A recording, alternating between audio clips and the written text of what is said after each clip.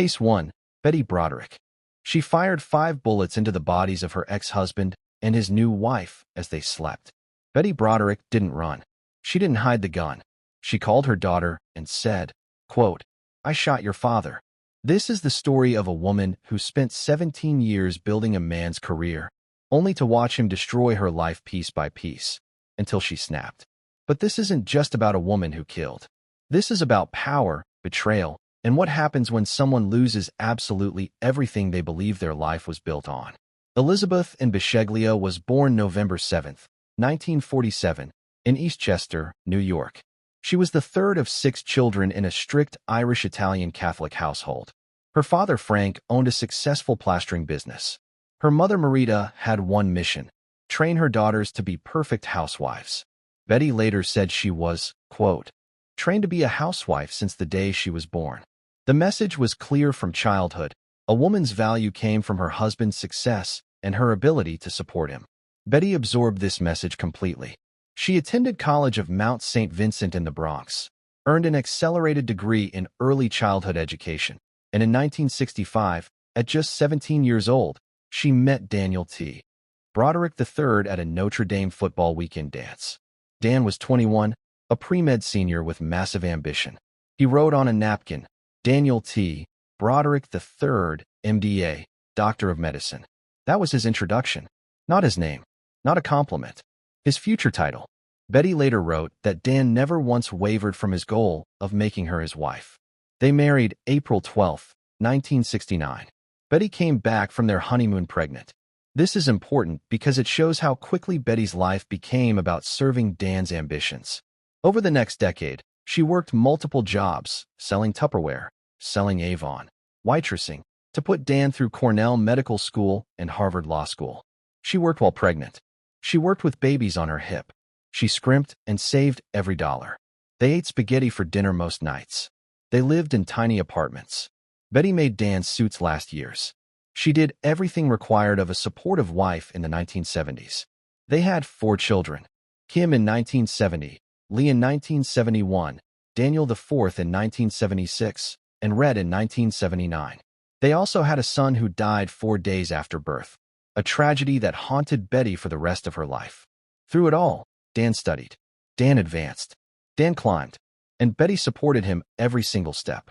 By the early 1980s, Dan had become one of San Diego's most successful medical malpractice attorneys. He was pulling in over $1 million annually. The family lived in a La Jolla mansion with country club memberships and luxury vehicles.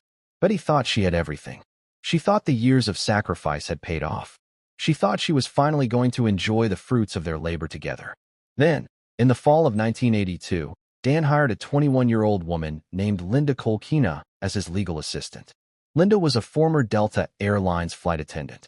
Beautiful, young, blonde. Everything Betty used to be before 17 years of marriage and 4 children. Betty suspected an affair immediately. She found evidence, receipts, phone records, the way Dan started working late every single night. Dan denied it again, kept denying it even when the evidence was overwhelming. He gaslit her. He told her she was crazy, paranoid, imagining things. This is where Betty's mental state began to deteriorate. She wasn't just dealing with infidelity. She was dealing with someone systematically telling her that her reality wasn't real. Betty's behavior began to escalate. In 1985, she burned Dan's suits in the backyard. She spray-painted obscenities in his bedroom. Then she drove her Chevy Suburban through the front door of his house while their children were inside. That incident got her a 72-hour psychiatric hold. Friends and family begged her to stop. They told her she was destroying any chance of winning custody or getting a fair divorce settlement. But Betty couldn't stop. She was in full psychological crisis. In September 1985, Dan filed for divorce. He eventually won sole custody of all 4 children. This was devastating to Betty. She had spent 17 years raising those children, often as a single parent while Dan studied and worked. Now Dan was using his legal expertise and financial resources to take them away. The divorce dragged on for years, a brutal legal war. Dan used his legal expertise to bury Betty in paperwork, discovery requests, depositions, motions, court appearances. He knew exactly how to torture her through the system. Defense attorney Jack Early would later call it a, quote, snowstorm of paper, a litigious assault. Dan would file motions requiring Betty to appear in court, then not show up himself, wasting her time and money. He would demand financial records going back years, forcing Betty to spend hours compiling documents. He used every legal tactic available to drain her emotionally and financially. Betty represented herself for portions of the divorce because she couldn't afford attorneys who could match Dan's legal prowess. She was outmatched, outspent, and outmaneuvered at every turn. Friends testified that Betty became obsessed with the divorce. She talked about it constantly. She left dozens of profanity-laced messages on Dan's answering machine. Some of these messages were played at trial. They were vulgar, rage-filled, desperate. Betty admitted leaving them. She said she wanted Dan to feel even a fraction of the pain she felt. In January 1989, the divorce finally finalized after 4 years of warfare. Betty received $16,000 monthly in alimony. To most people, that sounds generous. But Betty saw it differently. She had worked minimum wage jobs to put Dan through medical school and law school. She had raised 4 children, often alone. She had sacrificed her own education and career opportunities. She had been promised they would build this life together.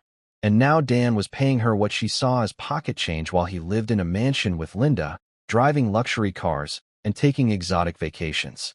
Betty felt she deserved half of everything. California is a community property state. Assets acquired during marriage should be split 50-50. But Dan's legal maneuvering had protected most of his wealth. Betty got the alimony and little else. On April 22, 1989, Dan and Linda got married. For Betty, this was the ultimate betrayal. Dan had denied the affair for years. He had called her crazy for suspecting. He had used her accusations as evidence of her instability in the custody battle. And now, barely 3 months after the divorce finalized, he married Linda. It proved Betty had been right all along.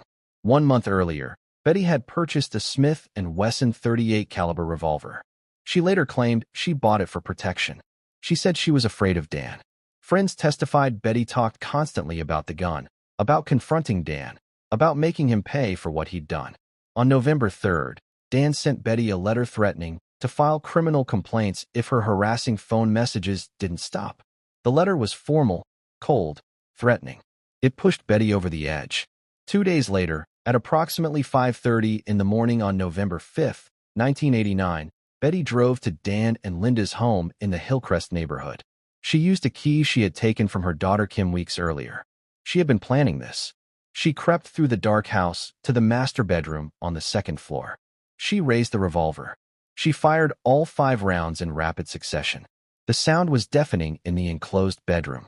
Linda Kolkina died instantly from wounds to her head and chest. She never woke up.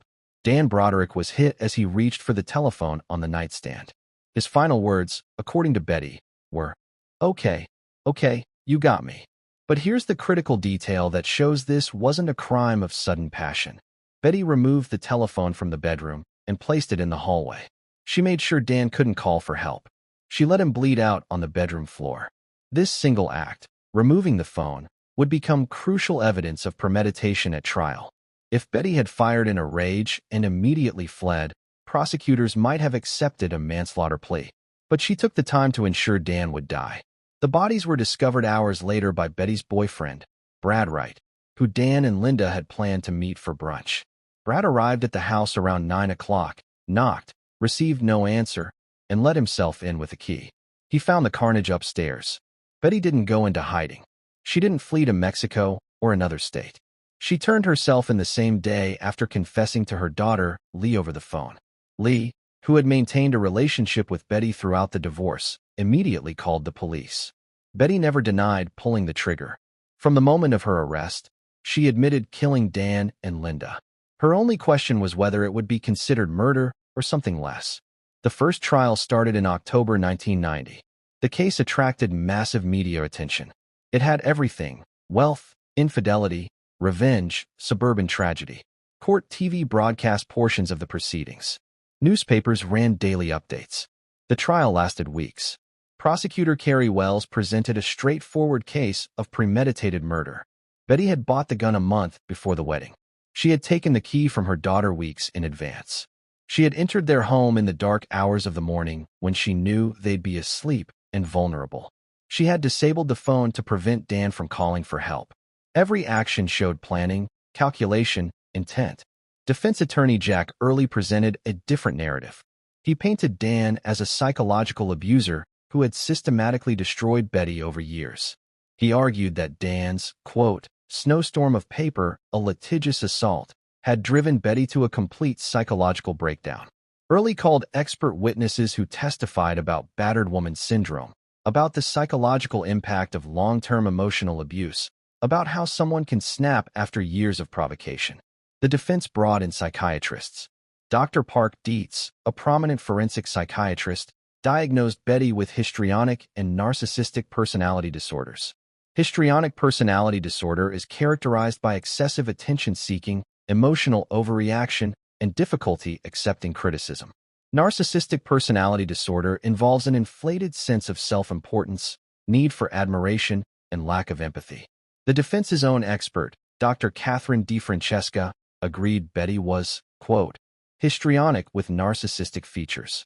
She testified that Betty's personality disorders, combined with the stress of the divorce, created a perfect storm for violence.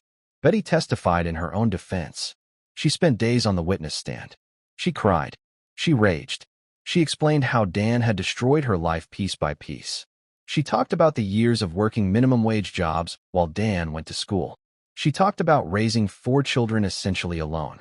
She talked about the affair, the gaslighting, the custody battle, the financial warfare. And she talked about the morning of November 5th. She said she only went to the house to talk to Dan. She said she brought the gun for protection because she was afraid of him. She said she didn't remember firing. She said it happened so fast. The prosecution shredded her testimony. They showed evidence of Betty's obsessive behavior, the hundreds of obscene phone messages, the vandalism, the threats. They argued that someone who claims not to remember firing still had the presence of mind to remove the phone from the room. On December 19, 1990, after days of deliberation, the jury announced they were deadlocked. The vote was 10 for murder, 2 for manslaughter. Judge Thomas Whalen declared a mistrial. The second trial began in October 1991, almost exactly 1 year later. Carrie Wells prosecuted again. The evidence was the same. The witnesses were the same. But this time, Jack Early changed tactics. In a dramatic moment during closing arguments, Early slammed a framed Broderick family portrait onto the podium. Glass shattered everywhere. The sound echoed through the silent courtroom. He shouted, "This is the family that Dan Broderick destroyed." He pointed at the shattered glass and said it represented what Dan had done to Betty's life, taken something whole and beautiful and smashed it into pieces. It was pure theater. Some jurors later said it was the most powerful moment of the trial. But ultimately, it didn't change the verdict. On December 10, 1991, the jury returned guilty verdicts on 2 counts of second-degree murder. The jury rejected first-degree murder, finding that while Betty had planned to confront Dan and Linda, the actual decision to kill happened in the moment. They also rejected manslaughter, finding that Betty's actions went beyond a heat-of-passion response. Second-degree murder was the middle ground. Betty smiled as the verdict was read. Some interpreted it as relief that she hadn't been convicted of first degree. Others saw it as evidence of her narcissism. Even at the moment of her conviction, she couldn't show appropriate emotion. Judge Thomas J. Whalen sentenced her to 32 years to life, the maximum sentence possible for 2 counts of second-degree murder. He said the crimes were particularly egregious because they involved planning, breaking into a home, and ensuring the victims couldn't call for help. Betty was sent to California Institution for Women in Corona, where she remains today. Her life in prison has been relatively quiet. She works in the prison library. She participates in programs. She's had several serious relationships with other inmates. Her children have had varying relationships with her. Kim and Daniel largely cut off contact. Lee maintained a relationship until recent years. Rhett, the youngest, has been her most consistent supporter, visiting regularly and advocating for her parole. In 2010, Betty came up for her first parole hearing. She was denied. At her 2017 parole hearing, which lasted 11 hours, a parole commissioner called her, quote, inherently working from evil. This is an unusual phrase for a parole hearing and suggests the commissioner found something fundamentally disturbing about Betty's personality. Deputy District Attorney Richard Sachs attended the hearing to argue against parole. He stated, "To this day she believes in her heart and in her mind that they deserve to die. This remains Betty's core problem. She has never accepted that killing Dan and Linda was wrong. She sees it as justified retaliation for what they did to her. She feels victimized by the system that imprisoned her." Multiple psychologists have evaluated Betty in prison. They consistently find the same personality disorders, histrionic, narcissistic, plus an inability to accept responsibility. Betty can articulate that killing was wrong in the abstract, but when discussing her specific case, she reverts to justification. Her next parole eligibility is January 2032. She'll be 84 years old.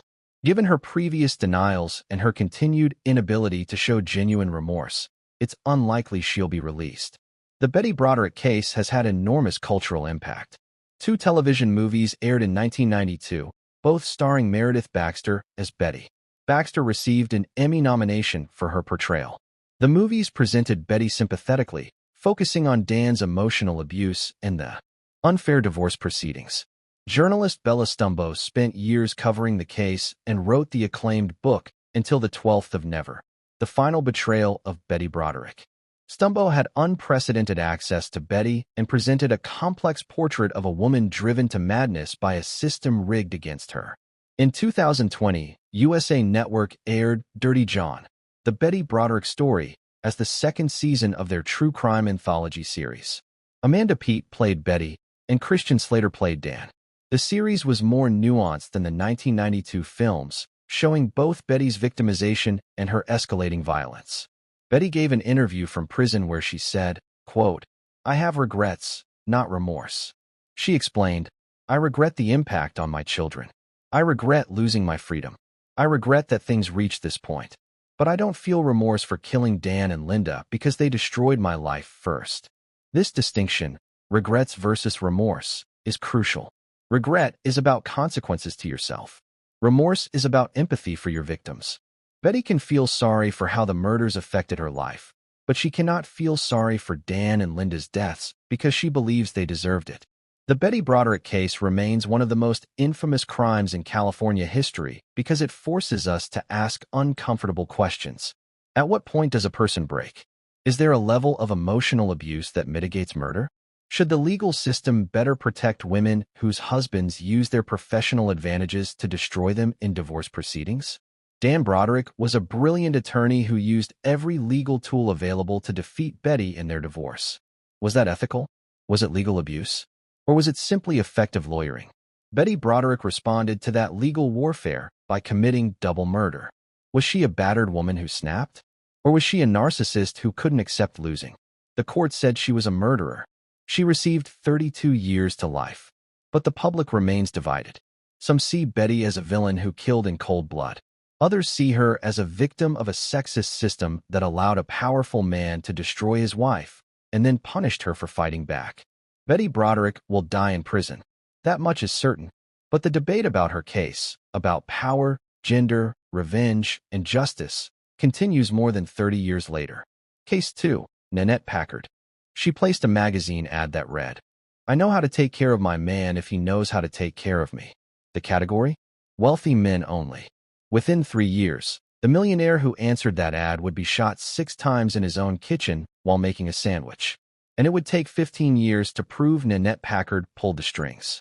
This is the story of a femme fatale, a former NFL linebacker, and a cold case that seemed unsolvable until a detective refused to give up. Nanette in Johnston was born in 1965 in Southern California. By her late 20s, she'd been married once to Ross Johnston, had 2 children, and developed expensive tastes she couldn't afford. She liked designer clothes, luxury vacations, fine dining, all the trappings of wealth without any means to pay for them. In 1991, at age 26, she placed that fateful magazine ad looking for a wealthy man. The ad was specific, transactional, honest about what she wanted. She wasn't looking for love. She was looking for a provider. Bill McLaughlin answered. Bill was 55 years old and worth tens of millions of dollars. He had invented revolutionary medical devices, including a blood plasma separator that saved countless lives in hospitals and blood banks across the country. He was brilliant, entrepreneurial, and after selling his company, incredibly wealthy. He retired to Newport Beach to enjoy the fruits of his labor. He wanted companionship. He wanted someone to share his life with. He thought he'd found that in Nanette. Within months of meeting Nanette, she and her children moved into his luxurious home in Balboa Coves, one of Newport Beach's most exclusive gated communities. The house was massive, waterfront property, boat dock, every amenity imaginable. Bill paid off Nanette's $35,000 in debt without hesitation. He gave her a generous monthly allowance. He bought her gifts, took her on trips, introduced her to his children. He made her the beneficiary of a $1 million life insurance policy. He was planning to marry her. Bill's children were concerned. They thought Nanette was moving too fast. They worried she was after their father's money. But Bill was adamant. He told them Nanette made him happy. He said after years of building his business and sacrificing personal relationships, he deserved to enjoy life with someone who appreciated him. But Nanette had a secret. She was sleeping with Eric Naposki, a 6'2" former NFL linebacker she met at the sporting club Irvine Gym. Eric had played for the New England Patriots and Indianapolis Colts before injuries ended his professional career. Now he was working as a nightclub bouncer at Thunderbird nightclub in Newport Beach, trying to figure out what came next after football. He was handsome, charismatic, and completely unaware of Nanette's true situation. Nanette told Eric that Bill McLaughlin was her business associate, someone who helped her with investments, someone she lived with for convenience, but not her romantic partner, and certainly not her fiancé. She said they had separate bedrooms. She said it was purely a financial arrangement. Eric believed her. Why wouldn't he? Nanette was convincing. She compartmentalized her life perfectly. She spent nights with Eric, telling him she was staying with friends or family. She spent days with Bill, playing the role of devoted fiancé. Neither man knew about the other for nearly 2 years. On December 15, 1994, Bill McLaughlin returned home from a business trip to Las Vegas around 5:25 in the evening. He was tired but in good spirits. He had dinner with his son Kevin, who had suffered severe brain damage in a 1991 accident and required constant care. Kevin lived with Bill and Nanette. Around 9 o'clock at night, Bill sat at the kitchen table making a late-night sandwich. Nanette was supposedly out with friends, or so Bill thought. In reality, she was establishing an alibi. Someone entered through a side gate, using keys that Nanette had copies of, walked into the kitchen, and shot Bill 6 times in the chest with a 9mm handgun. The shots were fired in rapid succession. Bill didn't have time to run or defend himself. He collapsed on the kitchen floor. Kevin heard the shots from his bedroom. His brain injury made it difficult for him to process what was happening. He was confused, frightened. He managed to call 911. His emotional, confused call would later be played in court. A son with brain damage trying to explain that his father had been shot, struggling to articulate what had happened, his voice breaking with panic and confusion. Crime scene investigators found 6 shell casings scattered around the kitchen. No footprints in the blood. The killer had been careful. And 2 house keys, one stuck in the lock of the side pedestrian gate, one lying on the doormat.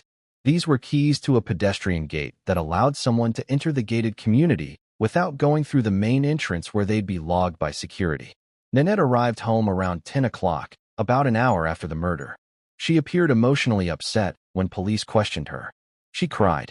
She asked what happened. She seemed shocked.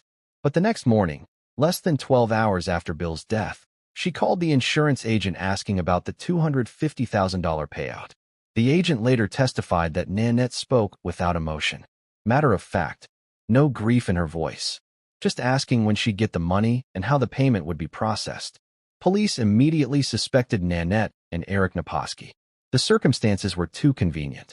Bill's fiancée had an alibi for the exact time of the murder. He'd just changed his will to make her a major beneficiary. The murder happened within weeks of that change. Investigators interviewed neighbors at the gated community. Several recalled seeing a large man matching Eric's description near Bill's house in the days before the murder. They found a notebook in Naposki's car that contained Bill McLaughlin's Mercedes license plate number. When asked why he had it, Eric said he must have written it down for some reason he couldn't remember, an obvious lie.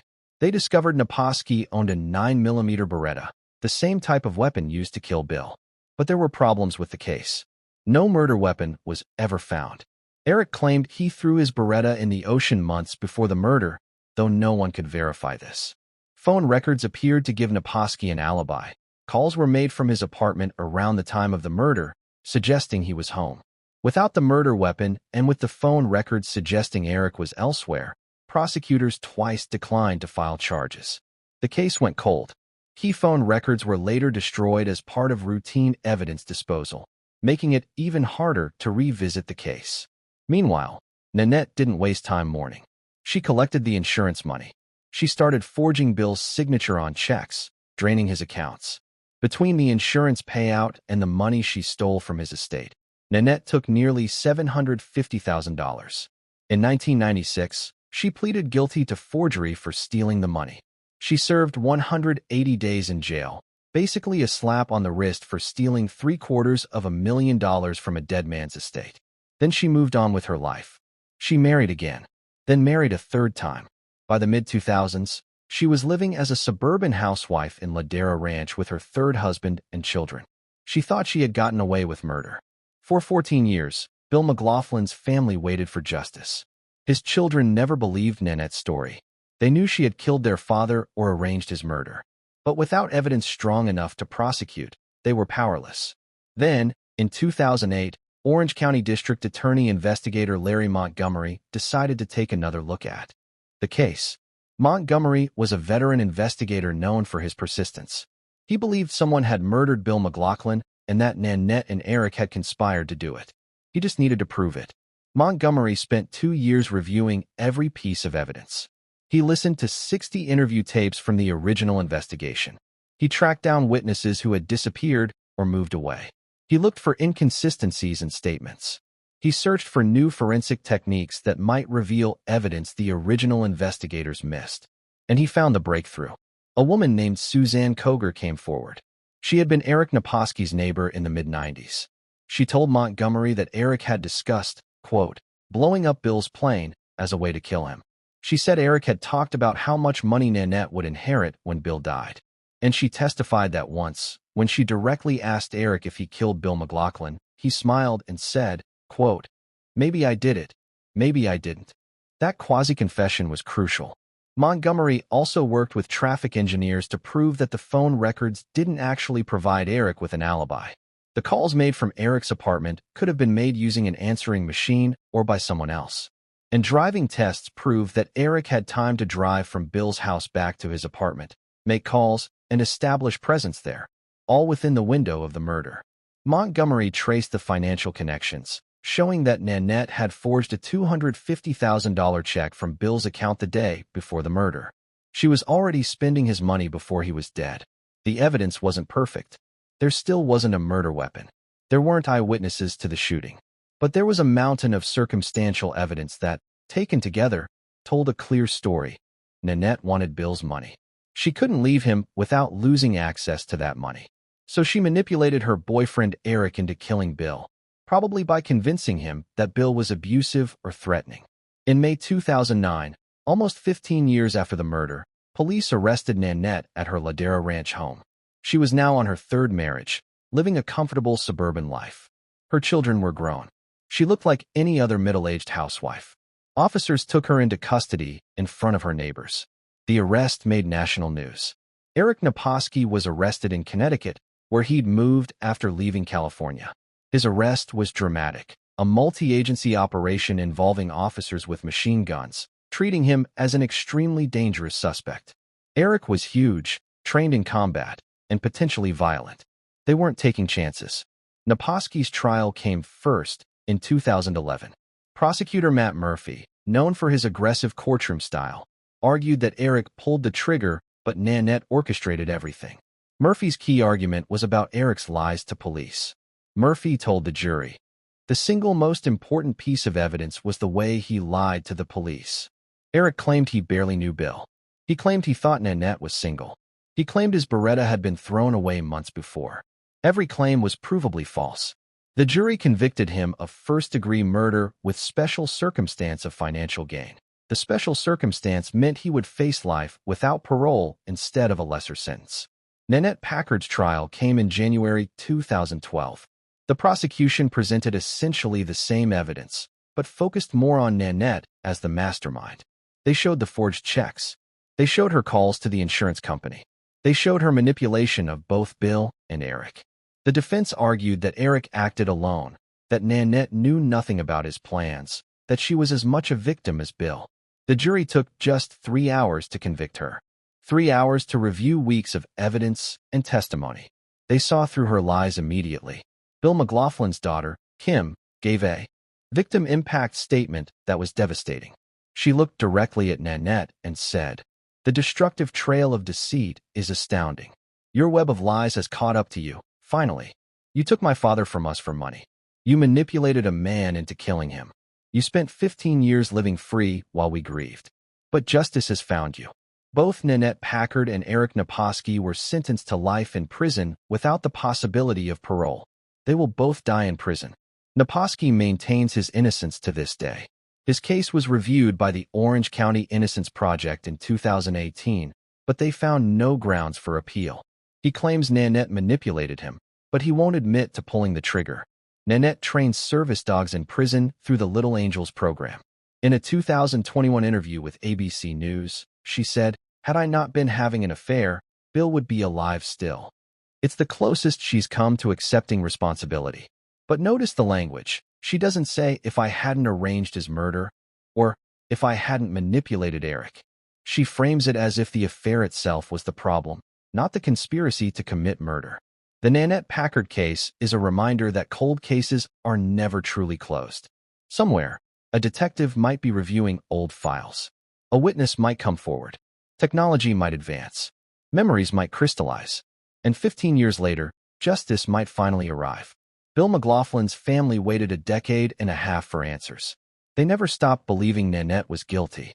They never stopped pushing for the case to be reopened. And finally, because of Larry Montgomery's dedication, they got justice. Nanette Packard thought she could manipulate 2 men, one for his money, one for his muscle, and get away with murder. She thought she could place an ad for a wealthy man, extract everything of value from him, arrange his murder, collect the insurance, and live happily ever after. For 15 years, it looked like she had succeeded. But in the end, the truth came out. And now she spends every day in prison, training service dogs, knowing she'll never see freedom again. Case 3. Susan Eubanks. For little boys playing Nintendo. For shots from a .38 caliber revolver. Then a reload, then one more shot. For young lives ended by the one person who was supposed to protect them above all else, their mother.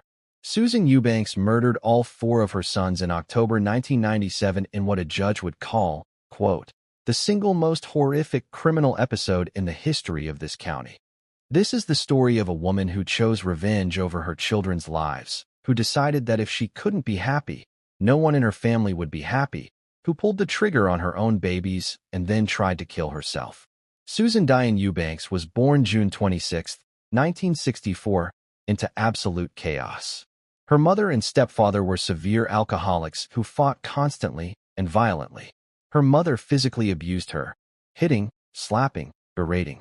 Susan later testified she remembered being locked in closets as punishment, being denied food, being told she was worthless. When Susan was 8 years old, her mother died in a house fire. The circumstances were suspicious. Her mother had been drinking heavily. There were questions about how the fire started, but it was ruled accidental. That trauma would echo through Susan's entire life. She had nightmares about fire. She was terrified of being burned.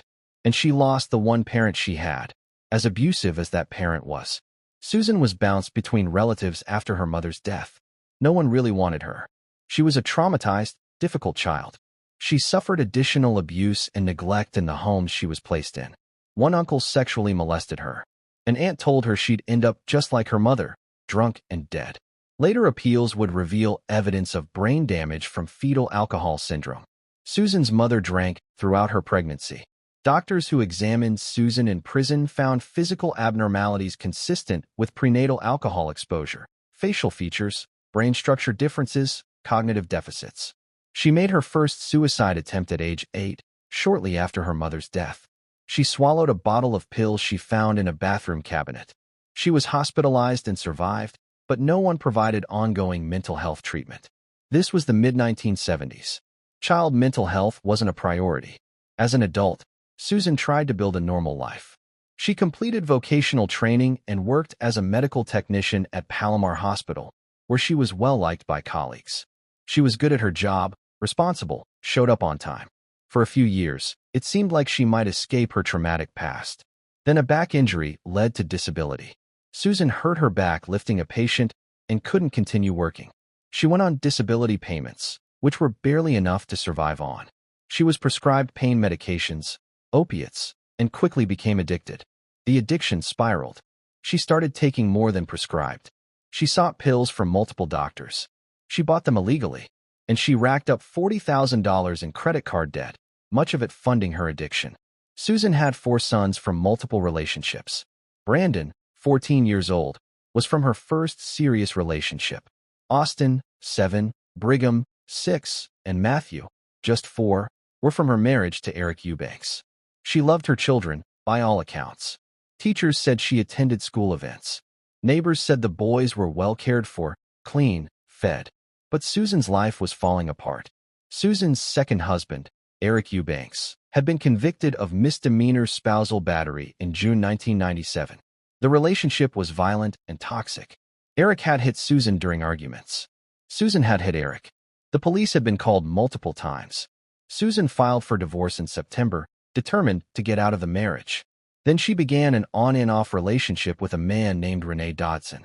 That relationship was equally toxic. They fought constantly.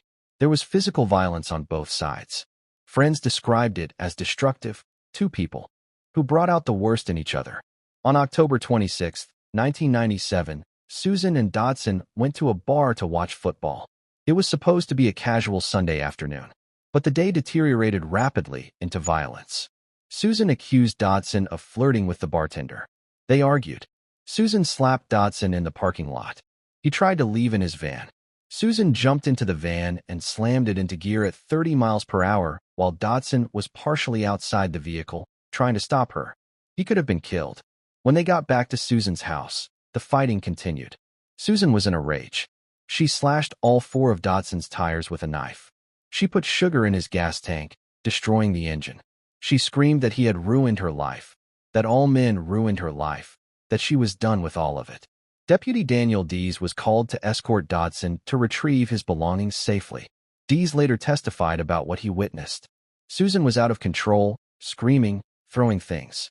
She yelled at Dees, "I've been screwed by men my whole life. I've been beaten. I've been raped. I've been abandoned.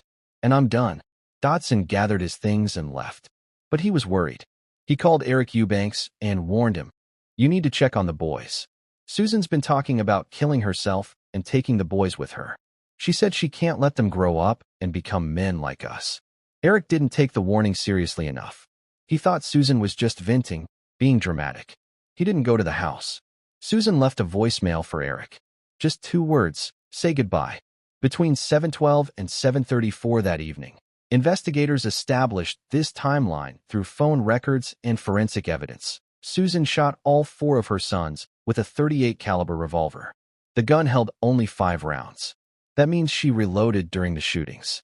She had to stop, open the cylinder, remove the spent casings, insert fresh bullets, and close the cylinder. That takes time. That requires deliberate action. Brandon was shot first while watching television in the living room. He was 14 years old enough to understand what was happening. Forensic evidence showed he tried to run. He made it to the hallway before the second shot hit him. Austin and Brigham were playing Nintendo in another room, 7 and 6 years old. When they heard the shots, they probably called for their mom. She walked into the room and shot them both. Matthew, the youngest at 4 years old, was in his bedroom. Susan shot him last. He survived initially with a critical head wound.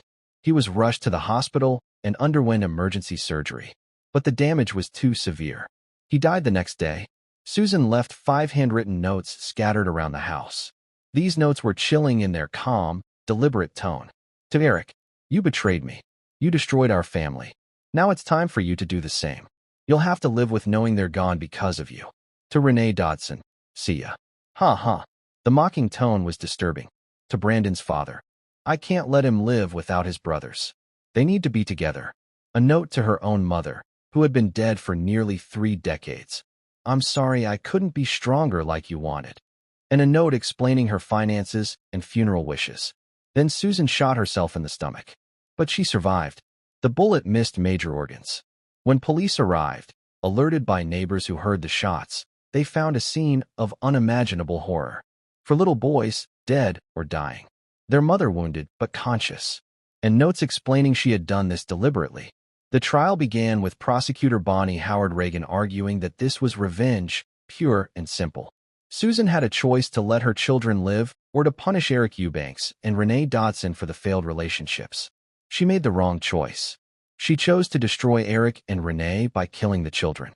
Howard Reagan told the jury, Susan Eubanks decided that if she couldn't be happy, no one connected to her would be happy.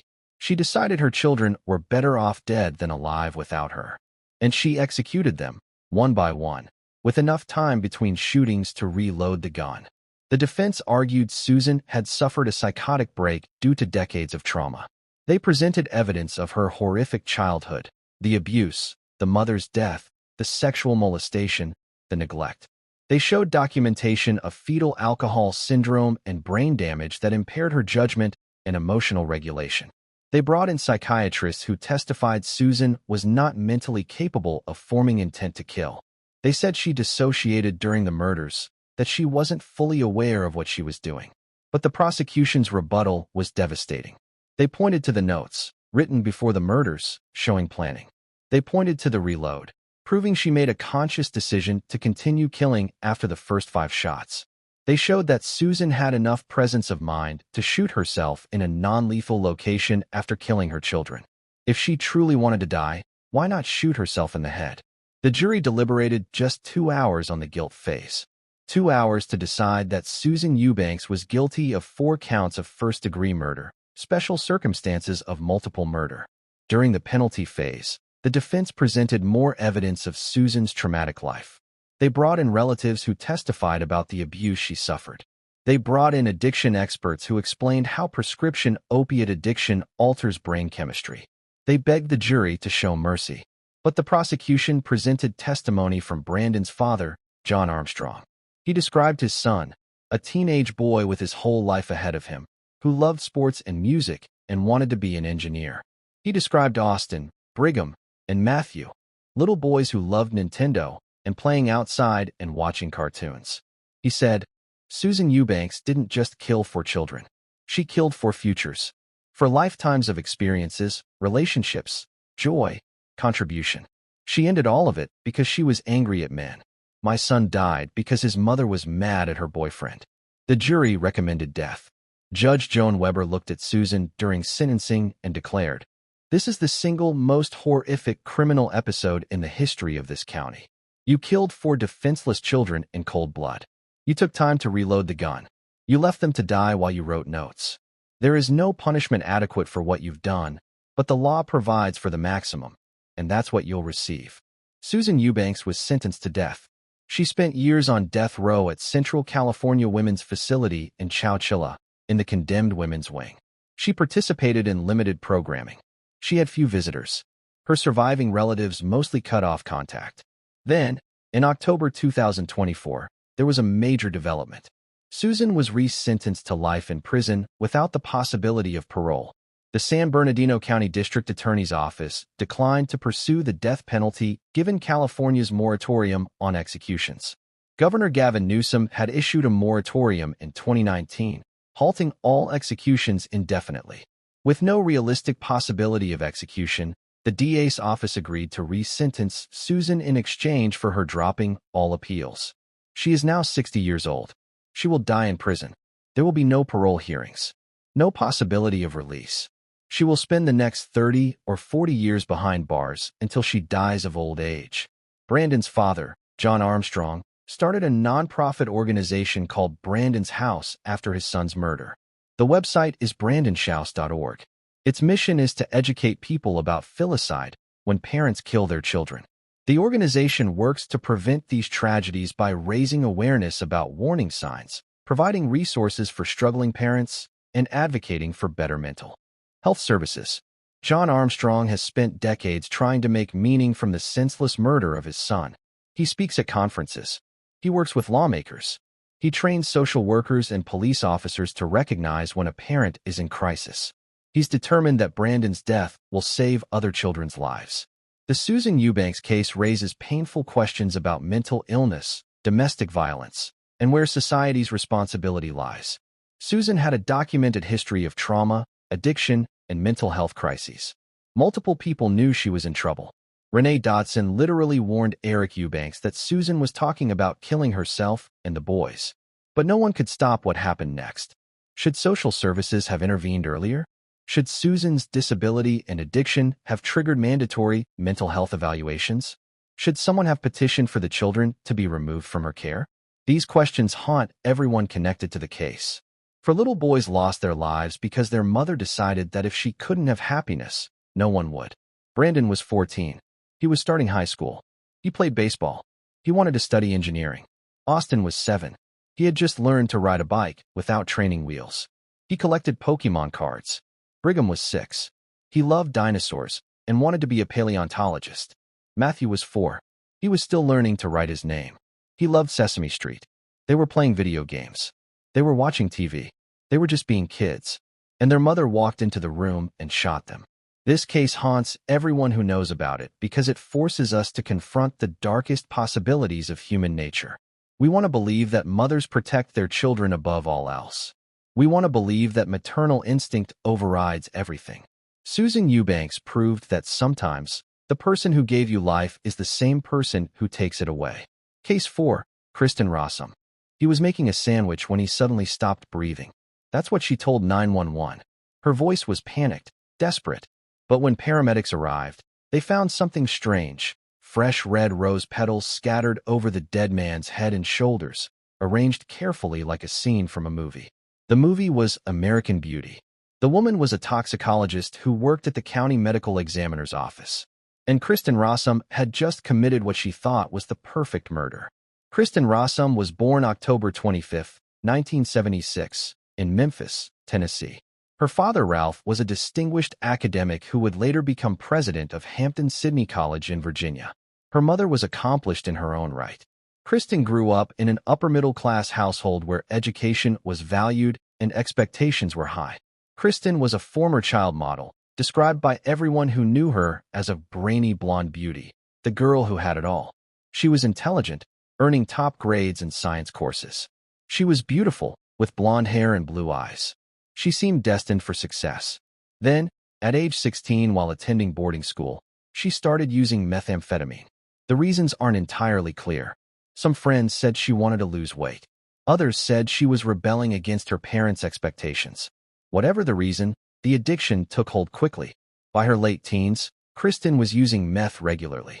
In late 1994, during a drug relapse, she was at the Tijuana border when she met Greg DeVillers.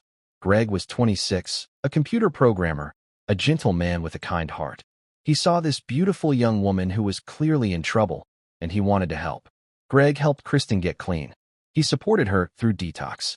He held her when she had cravings. He encouraged her to rebuild her life. They fell in love. On June 5, 1999, they got married. By this point, Kristen had been working at the San Diego County Medical Examiner's office since 1997. She was a toxicology technician, someone who analyzed drug levels in deceased persons, determining what substances contributed to death.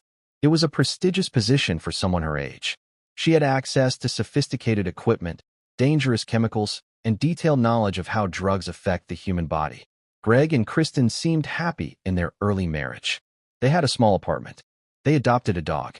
They talked about buying a house and having children. Greg worked long hours in tech. Kristen worked at the ME's office. They were building a life together. In the spring of 2000, a man named Dr. Michael Robertson joined the medical examiner's office as a toxicologist. He was Kristen's supervisor, older, experienced, confident. Within weeks, they began an affair. Co-workers noticed immediately. They saw the way Kristen and Michael looked at each other. They saw them leaving together. They saw them arriving together in the mornings. They complained to management about the inappropriate relationship. When supervisors questioned Robertson, he denied the affair. He said Kristen was just a colleague, that they occasionally carpooled, that people were reading too much into innocent interactions. But everyone knew. The affair was an open secret in the office. Kristen later testified that she and Michael had sex multiple times in the office, even in the morgue. They were reckless, passionate, consumed with each other. Meanwhile, Greg had no idea. He trusted Kristen completely. She was his wife, the woman he had saved, the woman who owed him her life. On November 2, 2000, Greg DeVillers confronted Kristen about two issues. First, he suspected she was using drugs again. He found evidence in their apartment: behavior changes, physical signs, suspicious activities. Second, he knew about the affair with Michael Robertson. Someone had told him, or he'd found proof. The details of that confrontation aren't fully known, but witnesses testified that Greg told Kristen he was going to expose both issues to her employers at the medical examiner's office.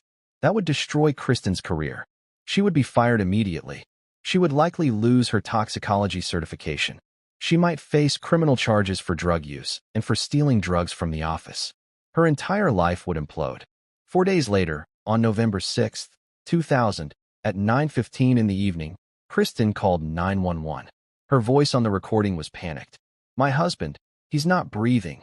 I think he's dead. Oh my God. Please help. I don't know what happened. He just stopped breathing." Paramedics arrived within minutes. They found a scene that was immediately suspicious. Greg's body was lying on the floor beside the bed, positioned carefully. Fresh red rose petals, dozens of them, were scattered over his head and shoulders in an artistic arrangement. Their wedding photo was propped up near his head, facing the body. Crumpled diary pages were scattered on the floor around him. And Kristen was standing there, crying, her hair and makeup perfect, wearing nice clothes. The paramedics looked at each other. Something was wrong. This didn't look like someone who had just discovered their spouse dead. This looked staged. The rose petals were the key. Why would there be rose petals on a dead body? Kristen later explained that American Beauty was her favorite movie, the film where Kevin Spacey's character has elaborate fantasies about a teenage girl lying in a bed of rose petals. Kristen said she wanted Greg's death to be beautiful, so she scattered the petals after finding him dead. But that explanation raised more questions. If you find your spouse not breathing, do you stop to artistically arrange rose petals before calling 911? Or do you call 911 immediately and try CPR? Kristen's story didn't make sense. Initial toxicology testing came back with strange results. Greg had multiple drugs in his system: oxycodone, clonazepam, traces of other substances. But nothing at immediately lethal levels. The medical examiner couldn't determine cause of death. Then Dr. Brian Blackburn, the chief medical examiner and Kristen's ultimate boss, made a critical decision. Because Kristen worked in the office and was involved in the case as the spouse, he decided to outsource the complete toxicology testing to an independent laboratory to avoid any appearance of conflict of interest. The samples were sent to Pacific Toxicology, a respected independent lab. They ran comprehensive testing, and they found fentanyl, not just traces, not just a therapeutic level, 7 times the lethal dose of fentanyl in Greg's system, plus the oxycodone and clonazepam. Fentanyl is an extremely powerful synthetic opioid, used mainly in hospital settings for severe pain or during surgery. It's about 80 times stronger than morphine. A dose the size of a few grains of sand can kill. And Greg DeVillers had 7 times the amount needed to kill a person in his bloodstream. How did it get there? Investigators started digging into the medical examiner's office inventory. They discovered that 15 fentanyl patches were missing from 3 different cases that Kristen had worked on over the previous months. The patches had been logged in, but never logged out or accounted for in the final case reports. They also found that 10 milligrams of fentanyl standard, a pure, concentrated form used for calibrating testing equipment, was missing from the lab's reference materials. The inventory log showed Kristen had signed for that fentanyl standard back in 1997, 3 years before Greg's death. She had taken it and kept it. Here's what made this the perfect poison. The San Diego Medical Examiner's Office didn't routinely test for fentanyl in standard toxicology panels. It was too expensive and rarely relevant. Most deaths don't involve fentanyl. Kristen knew this. Robertson knew this. If Pacific Toxicology hadn't been brought in for independent testing, Greg's death might have been ruled an accidental overdose or suicide, and Kristen would have walked away free. Then investigators found the Vaughn's supermarket receipt. It showed that Kristen had purchased a single long-stemmed rose at 12:42 p.m. on November 6th, the day Greg died. This was critical because Kristen had told police she spent the entire day at home nursing Greg, who she said had been feeling ill. She claimed she never left the apartment. The receipt proved she was out shopping during the day. She bought the rose hours before Greg died. Then she went home. Then she killed her husband. Then she scattered the petals over his body like a scene from her favorite movie. The trial began in October 2002. The courtroom was packed. The case had attracted massive media attention. Beautiful toxicologist murders husband, stages scene from American Beauty. Prosecutor Dan Goldstein presented a methodical, scientific case. He called fentanyl, quote, the perfect poison for someone with Kristen's access and knowledge.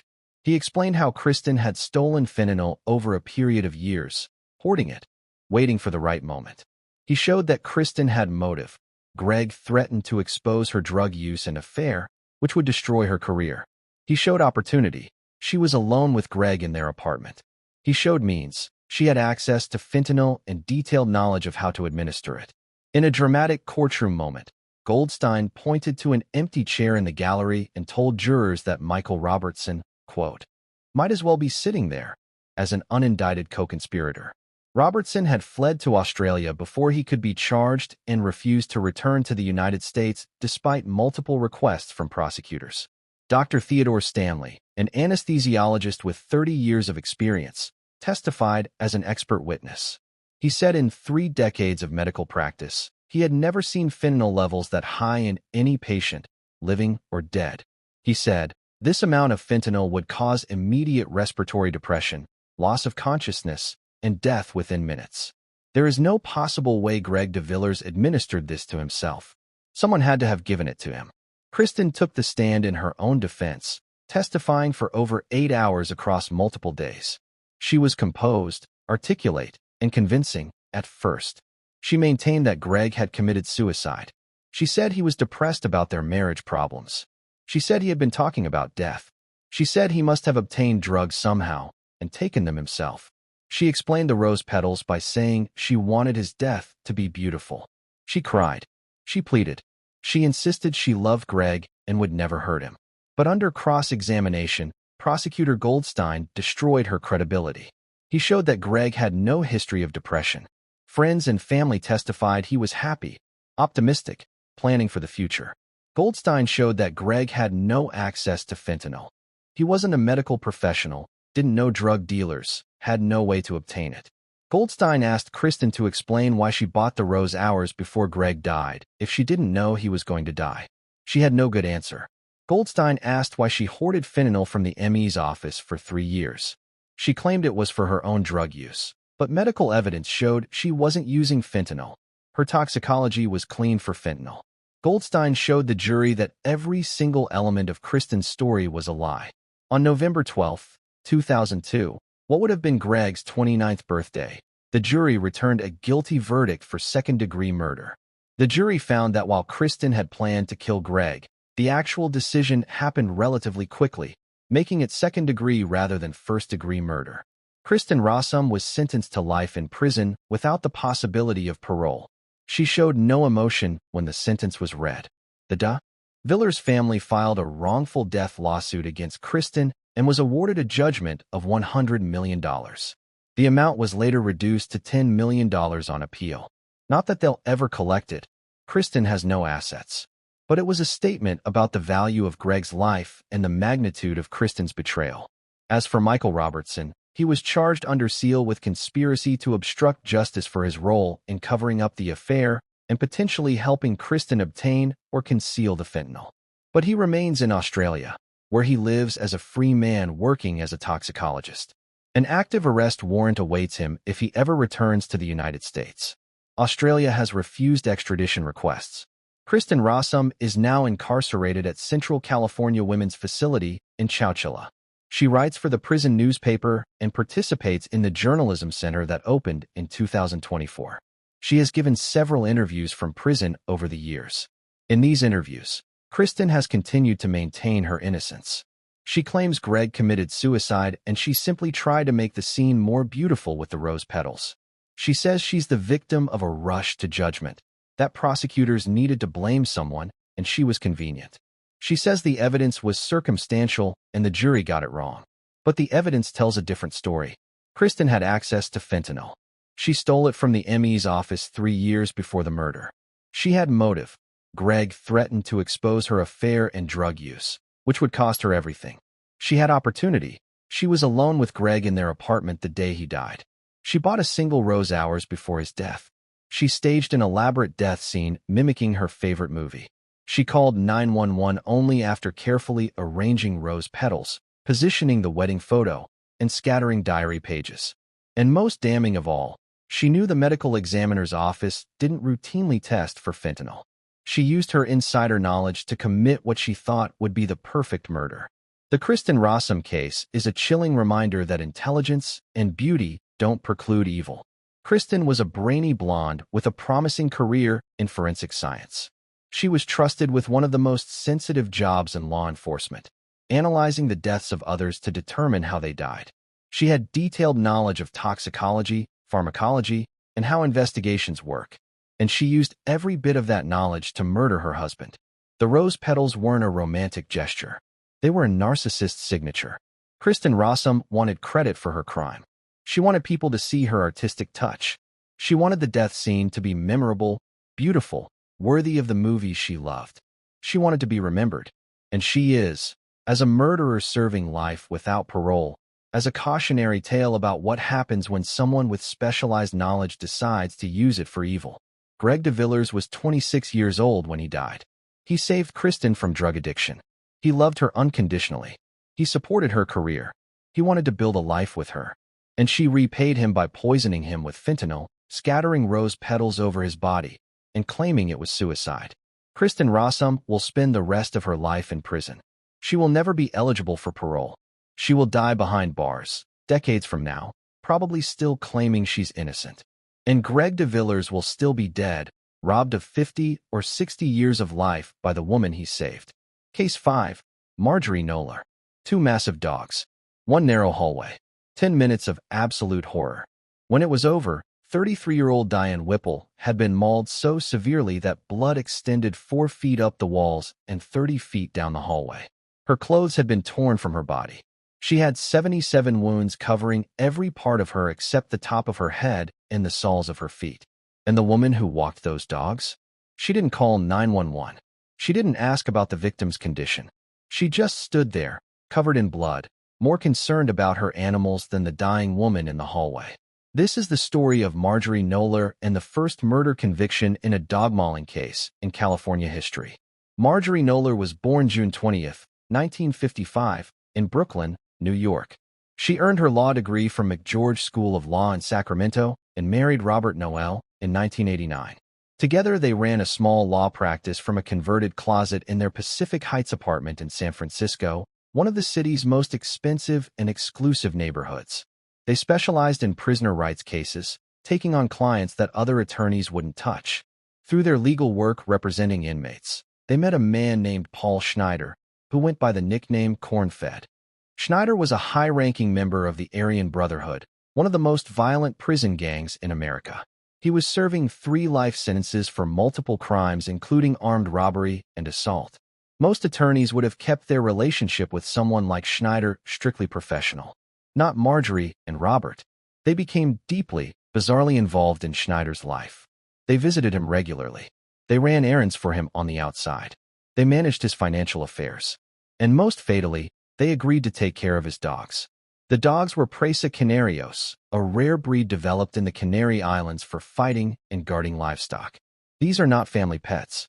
They're working dogs bred for aggression and power. The male dog, named Bane, weighed 140 pounds of solid muscle. The female, Hera, weighed 100 pounds. Both had massive heads, powerful jaws, and temperaments that multiple experts would later describe as dangerous. The dogs officially belonged to Schneider and a cellmate who were running an illegal dogfighting and breeding business from prison called Dog-O-War. The plan was to breed and sell these aggressive dogs to other criminals. Marjorie and Robert agreed to house the dogs temporarily at their San Francisco apartment. In January 2001, they brought Bane and Hera to their sixth-floor apartment in Pacific Heights. Almost immediately, problems started. A veterinarian named Dr. Donald B. Martin examined the dogs shortly after they arrived in San Francisco. What he saw alarmed him so much that he did something he'd never done in nearly 5 decades of veterinary practice. He wrote a formal warning letter. Dr. Martin wrote, "These dogs would be a liability in any household. They are powerful, aggressive, and lack the socialization and training necessary to be safe around people." In my 49 years of veterinary practice, I had never written a letter quite like this one. These dogs are dangerous. The warning was ignored. Between January and the fatal attack in late January, there were more than 30 documented incidents of the dog's aggression. They lunged at a pregnant woman in the building's lobby, forcing her against a wall. She filed a complaint. They bit a 6-year-old boy in the hallway. His parents filed a complaint. They attacked a blind woman and her guide dog in the building's elevator. The guide dog required veterinary treatment. She filed a complaint. They charged at elderly residents, causing several to fall while trying to get away. Multiple complaints were filed. One of the dogs even severed Robert Noel's finger during what he called a play session. He required emergency surgery to reattach it. If the dog would attack its own owner, what would it do to strangers? Neighbors in the apartment building held meetings about the dogs.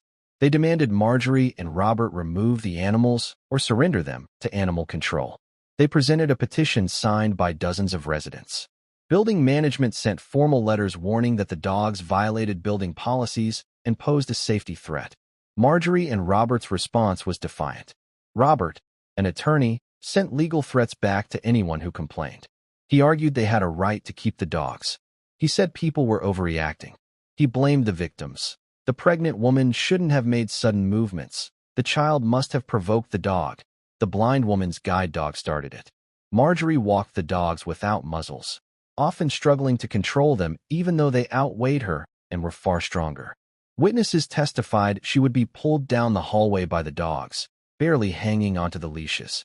On January 26, 2001, at approximately 4 o'clock in the afternoon, 33-year-old Diane Whipple was returning to her sixth-floor apartment after playing lacrosse.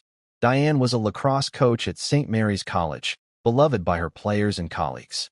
She was fit, athletic, strong, qualities that probably prolonged her life during the attack, but ultimately couldn't save her. She was carrying bags of groceries and her athletic equipment. As she approached her apartment door, she encountered Marjorie Noller in the hallway walking both Bane and Hera without muzzles.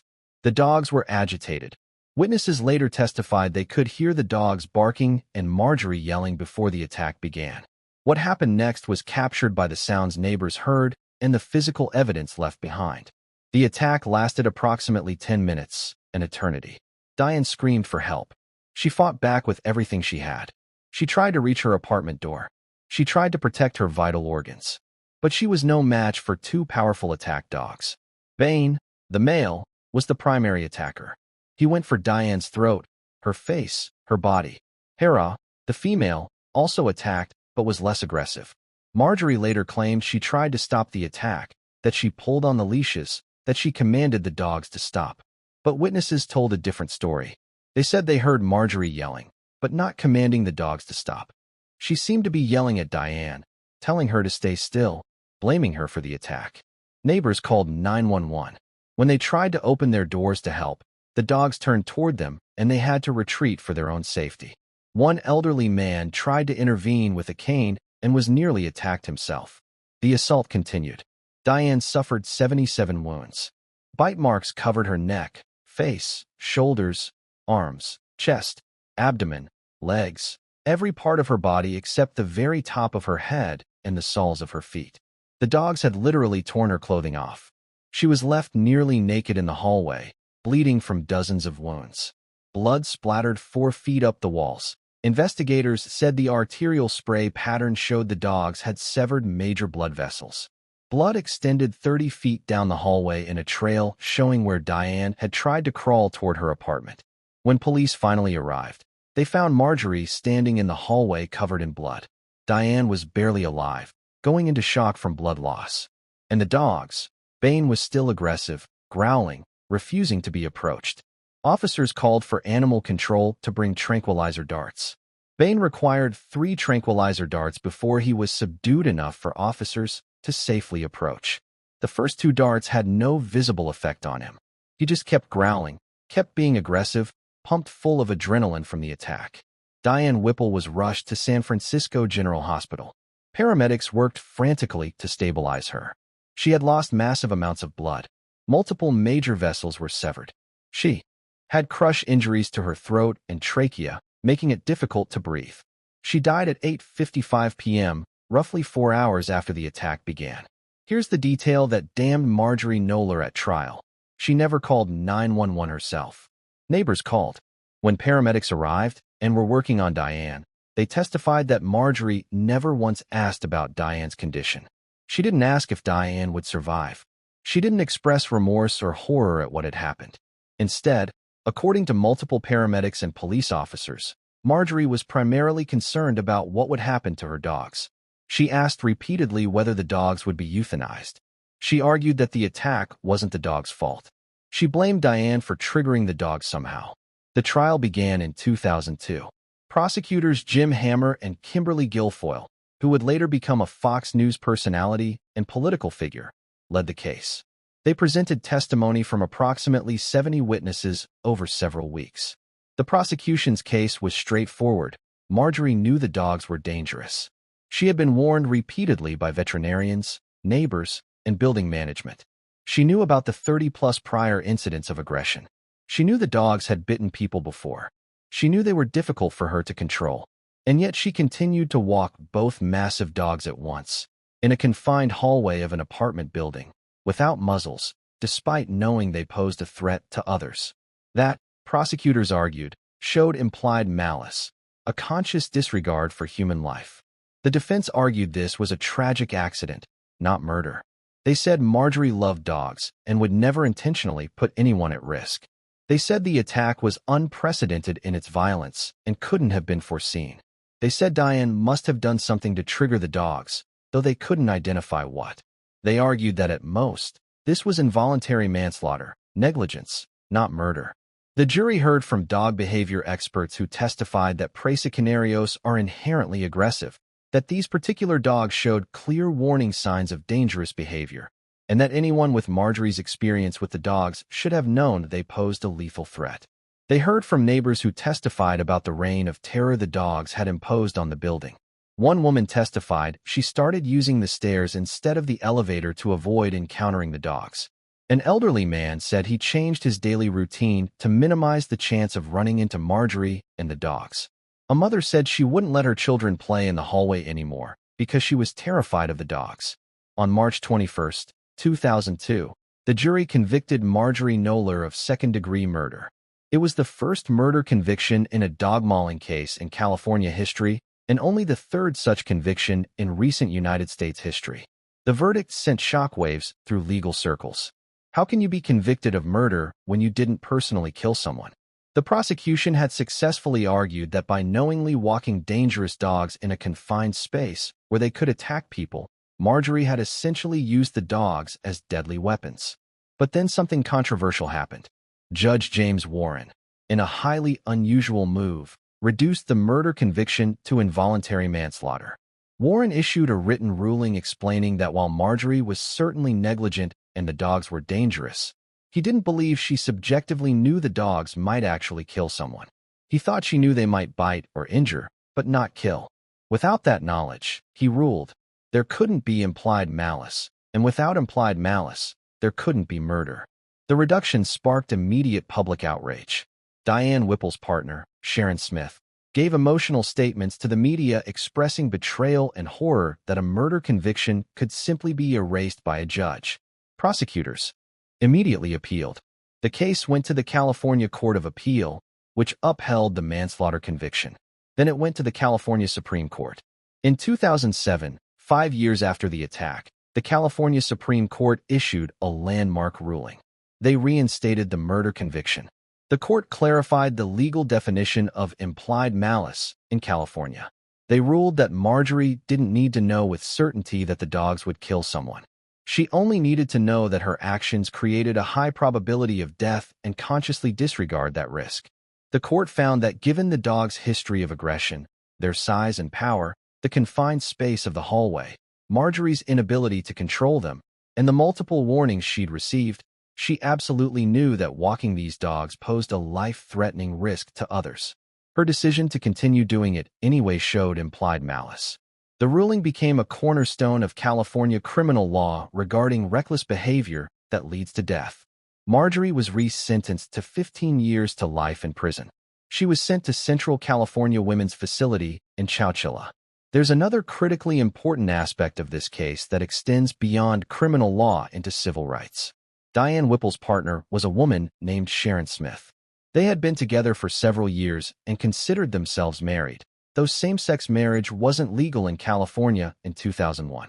Sharon wanted to file a wrongful death lawsuit against Marjorie and Robert, but California law at that time only allowed spouses and blood relatives to file wrongful death claims. Same-sex partners had no legal standing.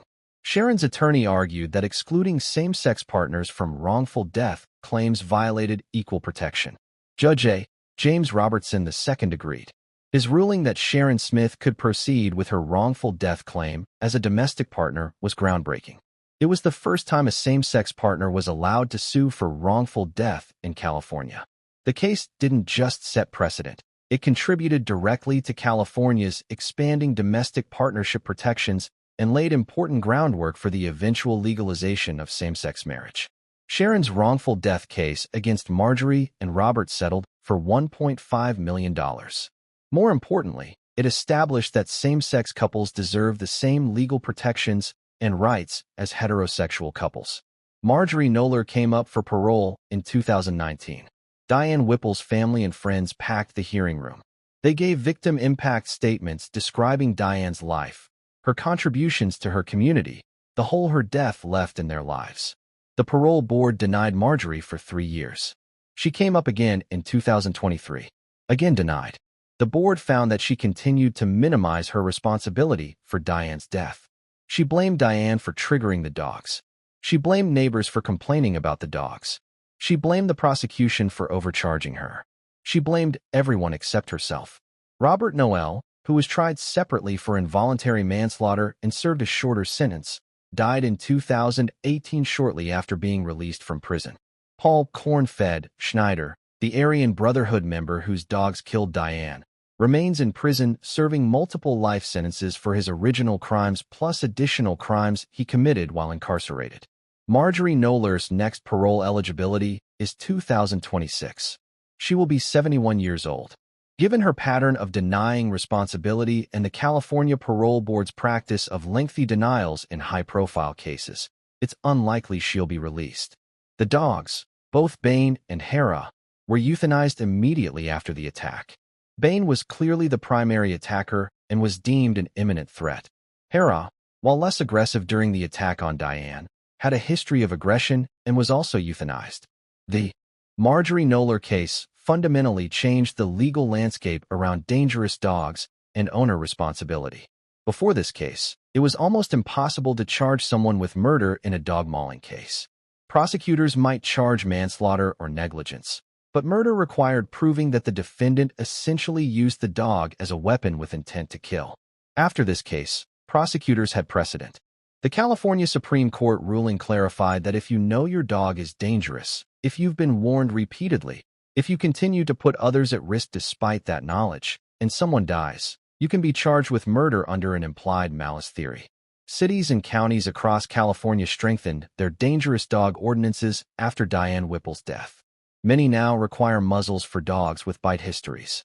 Some require liability insurance. Some ban certain breeds outright. The case also sparked national conversation about breed-specific legislation, whether certain breeds like pit bulls, Presa Canarios, Rottweilers, and others are inherently dangerous and should be regulated differently.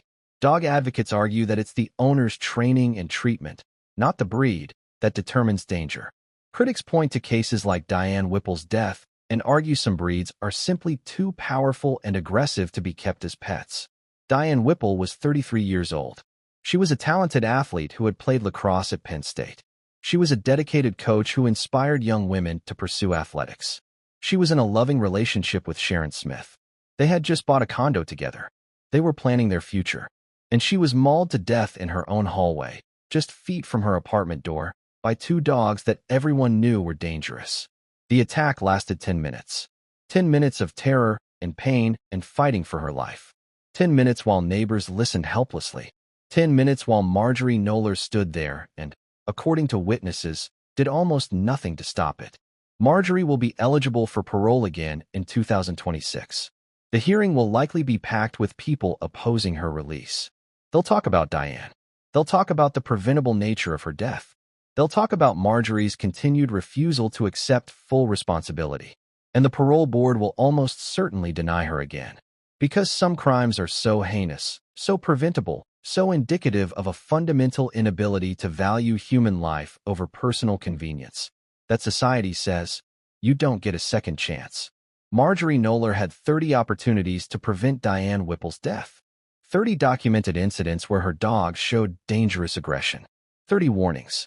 30 chances to muzzle the dogs, to rehome them, to surrender them to animal control, to do anything other than continue walking them through a crowded apartment building. She ignored every single warning. And Diane Whipple paid with her life. Case 6. Diana Hown. She told a co-worker she was planning a human sacrifice for a male friend's birthday. 3 weeks later, a woman was abducted from a Target parking lot in broad daylight by someone dressed as a police officer. The victim was handcuffed, forced into a car, driven to a remote ravine, and stabbed so many times she was nearly decapitated. The human sacrifice was real. The male friend was her married lover, and the victim was his wife. This is the story of Diana Hown, a woman who killed for love and expected to be rewarded for it. Diana Hown was 36 years old in 1996, a former model who worked as a deli clerk at Vaughn's Supermarket in Oxnard, California. She had a Japanese mother and a military father, the same mixed heritage as her store manager, Michael Daly. That shared background created an instant connection when they met. They understood each other's experiences growing up biracial in communities that weren't always accepting. They bonded over stories of military-base life, of moving frequently, of being the only Asian faces in predominantly white schools. Diana had received a settlement worth approximately $1 million after a basketball backboard fell on her head during high school. The accident put her in a coma for 3 months. She suffered traumatic brain injury that affected her judgment and impulse control, factors her attorneys would later cite as contributing to her actions. Despite the money from the settlement, Diana lived modestly. She worked at the supermarket because she needed structure and social interaction. The money was in investments and trust funds, not readily accessible for day-to-day spending. Co-workers at Vaughn's described Diana as unusual. She talked openly about practicing witchcraft and studying black magic. She kept tarot cards in her locker. She burned sage in the break room. She talked about casting spells and invoking spirits. Most co-workers thought it was harmless eccentricity, just Diana being Diana. Her affair with married store manager Michael Daly lasted nearly 2 years. It was passionate, intense, and according to witnesses, consumed them both. They weren't discreet. They had sex in Michael's office at the store. They took long lunch breaks together. They didn't hide their relationship from co-workers. Michael's wife, Sherry, knew about the affair. She had discovered it months earlier and was devastated. But Sherry was determined to save her marriage. She and Michael had 2 young sons together. They'd been married for years. She loved him despite his betrayal. Sherry went to therapy, both individual and marriage counseling. She tried to understand what had driven Michael to cheat. She worked on being more attentive, more attractive, more available. Friends later testified that Sherry was humiliated by having to compete for her own husband, but she did it anyway because she believed their marriage and family were worth fighting for. In one heartbreaking detail that emerged at trial, a neighbor testified that she saw Sherry washing Michael's car in their driveway while Michael was at Diana's apartment. Sherry knew where he was. She knew what he was doing. And she was washing his car, trying to be the perfect wife, hoping he'd realize what he was throwing away. Michael tormented Sherry in cruel ways. He placed a pillow with Diana's photo on their marital bed while Sherry was out. He left receipts from dinners with Diana where Sherry would find them. He talked about Diana in front of Sherry, comparing them. telling Sherry that Diana understood him better. It was psychological torture. In April 1996, just weeks before the murder, Diana told a co-worker named Deborah White something chilling. White testified that Diana said she was planning a, quote, human sacrifice for a male friend's birthday. White thought it was more of Diana's weird witchcraft talk and didn't take it seriously. But she remembered the comment. Michael Daly's birthday was May 21, 1996. On May 6, 15 days before Michael's birthday, Diana went shopping with a specific purpose. She used personal checks written in distinctive green ink that would later make every purchase easily traceable. She bought a blonde wig from a beauty supply store. She bought a tan pantsuit from a department store. She bought a fake police badge from a costume shop. She bought handcuffs from a hardware store. She bought a camping axe. She bought lighter fluid. She bought sunglasses. Every single purchase was documented. Receipts, checks, store surveillance cameras. Diana created a perfect paper trail of premeditation. She also rented a teal Nissan Altima from a car rental agency, putting it in her own name with her own credit card. At approximately 9:22 a.m. on May 6, 1996, 35-year-old Sherry Daly was shopping at Target in Ventura. She was buying everyday items, groceries, household supplies, things for the boys. Surveillance cameras captured what happened next in chilling detail. A blonde woman in a tan pantsuit approached Sherry in the parking lot. The woman flashed what appeared to be a police badge. She said something to Sherry. Witnesses couldn't hear what, but they saw Sherry look confused, then concerned. The blonde woman gestured toward a car and appeared to be instructing Sherry to come with her. Sherry hesitated, then complied. The woman put handcuffs on Sherry and began leading her toward the teal Nissan Altima. That's when Sherry realized something was wrong. This wasn't a real arrest. Something was very wrong. Sherry started to resist. She pulled away. She tried to scream. Witnesses in the parking lot saw the struggle, but thought it was a legitimate police action. The blonde woman had a badge. She had handcuffs. She looked official. Several people later testified they thought about intervening, but didn't want to interfere with police business. Diana, because the blonde woman was Diana Hown in a wig, overpowered Sherry and forced her into the rental car. The struggle left Diana with visible scratches on her face and arms. Sherry fought hard, but she was handcuffed and no match for Diana's desperate strength. Diana drove Sherry approximately 20 miles to a remote ravine off Canada Largo Road in Ventura County. What happened in that ravine was brutal. Sherry was stabbed more than 20 times with the camping axe and a knife.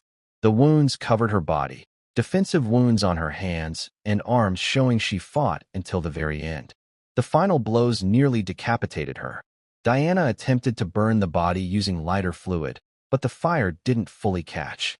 She left Sherry's body in the ravine and drove back to town. Sherry's body wasn't found for 26 days. During those 26 days, Michael Daly played the distraught husband. He gave tearful press conferences pleading for information about his missing wife. He organized search parties.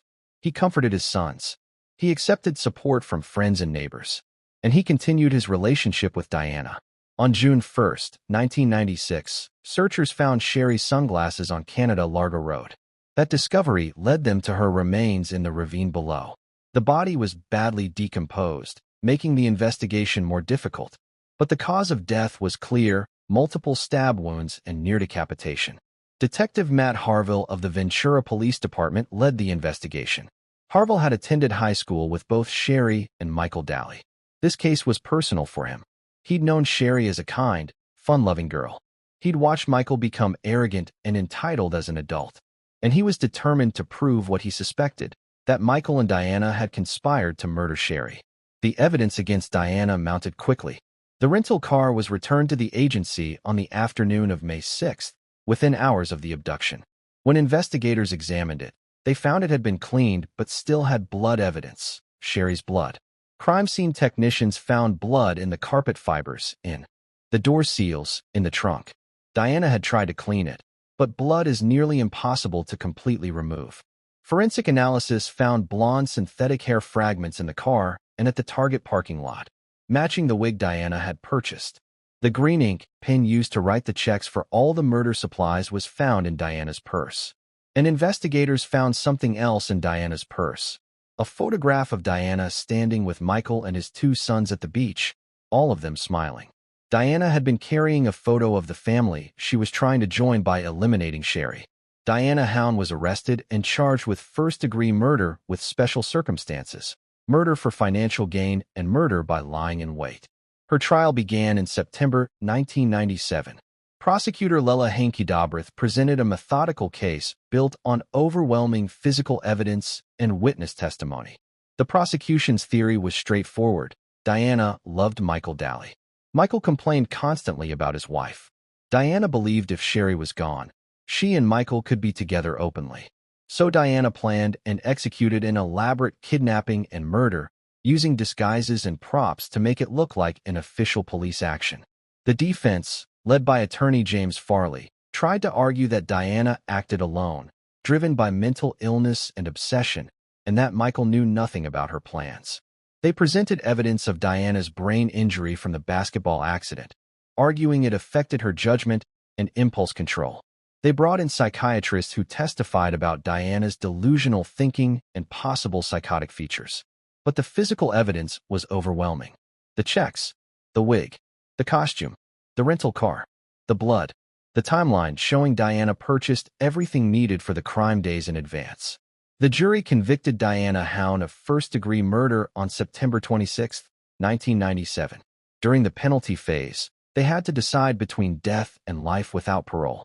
The defense argued Diana had been manipulated by Michael, that her brain injury impaired her judgment, that she deserved mercy. The jury ultimately chose life without parole. Several jurors later said they believed Michael Daly had influenced Diana and that he was equally guilty even though he didn't physically commit the murder. They didn't want to execute Diana, while Michael potentially escaped death. Diana was sentenced to life without the possibility of parole and sent to Central California Women's Facility. Michael Daly was tried separately in April 1998. The prosecution presented similar evidence plus testimony about Michael's behavior before and after Sherry's death. They showed he had taken out life insurance on Sherry. They showed he had complained about her to multiple people. They showed he continued his relationship with Diana even after Sherry disappeared. Michael's defense attorney Robert Schwartz tried a bold strategy. He threw Diana under the bus completely. Schwartz called Diana, quote, "this psycho, crazed, whacked out witch who acted alone out of obsession." He argued Michael was a victim of Diana's obsession, that he had no idea she was planning to kill Sherry, that he was horrified when he found out. The jury didn't believe him. They convicted Michael of first-degree murder with special circumstances. During the penalty phase, the jury deadlocked on whether Michael should receive death. They split with some voting for death and others for life. When a jury deadlocks on penalty, the default sentence is life without parole. Both Diana Hound and Michael Daly were sent to prison for life. Michael sought clemency from Governor Jerry Brown in 2018, arguing he'd been wrongfully convicted based on circumstantial evidence. The clemency request was denied. Diana has given occasional interviews from prison. In a 2010 interview, she maintained that she never intended to kill Sherry, that the confrontation escalated unexpectedly. She claimed she only meant to scare Sherry into leaving Michael. That explanation doesn't match the evidence. Buying handcuffs, an axe, lighter fluid, and elaborate disguises suggests planning, not an unplanned escalation. The Diana Hound case is devastating because of how preventable it was and how many people failed Sherry. Sherry knew about the affair. She was trying to save her marriage. She went to therapy. She fought for her family. She did everything society tells women to do when their marriages are in trouble. And it wasn't enough. Michael was cruel to her, torturing her psychologically even as she tried to win him back. Diana was obsessed with Michael, willing to do anything to have him. And together, their selfishness cost Sherry her life. The human sacrifice comment Diana made to her co-worker should have been taken seriously. But who expects someone to literally mean they're planning to kill a human being as a birthday gift? Hindsight shows it was a clear warning, but at the time, it seemed like more of Diana's eccentric witchcraft talk. Sherry Daly was 35 years old. She had two sons who needed their mother. She was active in her community, volunteering at schools and churches. She was described by everyone who knew her as kind, generous, and optimistic. She was shopping at Target on a Monday morning, buying everyday household items, when a woman in a blonde wig and fake police uniform abducted her. She was handcuffed, driven to a ravine, and murdered, stabbed more than 20 times, and nearly beheaded. All because her husband wanted to be with his mistress and his mistress was willing to kill for him. Diana Hound will never be eligible for parole. She will die in prison. Michael Daly will never be eligible for parole. He will die in prison. They each blamed the other during their trials. Neither accepted full responsibility for Sherry's murder. Sherry Daly's 2 sons were raised by her family. They've lived their entire lives knowing their mother was murdered so their father could be with his mistress. They've had to grow up with that knowledge, with the trauma of losing their mother violently, with the betrayal of knowing their father was involved. In victim impact statements over the years, Sherry's family has talked about the hole her death left. They talk about milestones she missed, her sons' graduations, their weddings, grandchildren she'll never meet. They talk about holidays without her. They talk about the senselessness of her murder. One family member said, "Sherry died because she loved her husband too much and because 2 selfish people decided their happiness mattered more than her life." That's all it was, selfishness. They wanted what they wanted, and Sherry was in the way, so they got rid of her. Diana Hound thought killing Sherry would clear the path to happiness with Michael. She thought she was performing an act of love, a sacrifice that would bind them together. Instead, she and Michael both went to prison for life, and Sherry's sons lost both parents, one to murder, one to the person who orchestrated it. The case remains one of California's most notorious because it shows how obsession and narcissism can lead to horrific violence, and how innocent people pay the price for other people's selfish choices. Case 7. Angelina Rodriguez. She stood in the hospital room and watched her husband die from antifreeze poisoning. Then, before his body was even cold, she called the insurance company. No emotion, no grief. Matter of fact, just asking when she'd get the $250,000. The medical examiner found he had 5 to 6 times the lethal amount of ethylene glycol in his body, plus oleander, a plant so toxic that eating a single leaf can kill an adult. And this wasn't even her first suspicious death. This is the story of Angelina Rodriguez, a woman a judge called the coldest heart in 20 years. Angelina Rodriguez was born May 31, 1968, in Rockaway Beach, Queens, New York. Her childhood was marked by unspeakable horror that would be used at trial to explain, though not excuse, her later actions. From age 2 through high school, she was repeatedly molested by her grandfather. The abuse was systematic, ongoing, traumatic. It resulted in a pregnancy when Angelina was still a teenager. Her family forced her to have an abortion rather than expose the grandfather's abuse. To cope with the trauma, Angelina developed an alter ego she called Victoria. When things got too difficult, when the memories were too painful, Angelina would mentally become Victoria, someone stronger, someone who couldn't be hurt. Psychologists who later evaluated her said this dissociation was a survival mechanism, a way for a child's mind to cope with ongoing trauma it couldn't escape. Angelina made her first suicide attempt at age 8, shortly after the abuse began. She swallowed a bottle of pills she found in her grandfather's medicine cabinet. She was hospitalized, had her stomach pumped, and survived. But no one questioned why an 8-year-old child would try to kill herself. No one investigated what was happening to her. This was the mid-1970s, and child mental health wasn't prioritized.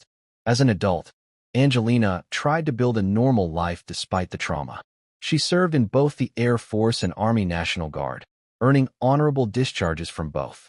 She completed cosmetology training and worked as a hairstylist. She married 4 times, searching for stability and love she'd never experienced as a child. And she had a daughter named Alicia. On September 18, 1993, 13-month-old Alicia died. The official cause was listed as choking on a torn pacifier. Angelina claimed the baby had been using a Gerber pacifier that tore, creating a choking hazard. She was devastated, grieving, inconsolable. She received $50,000 from life insurance she'd taken out on the baby. Then she sued Gerber, the pacifier manufacturer, claiming their defective product killed her daughter.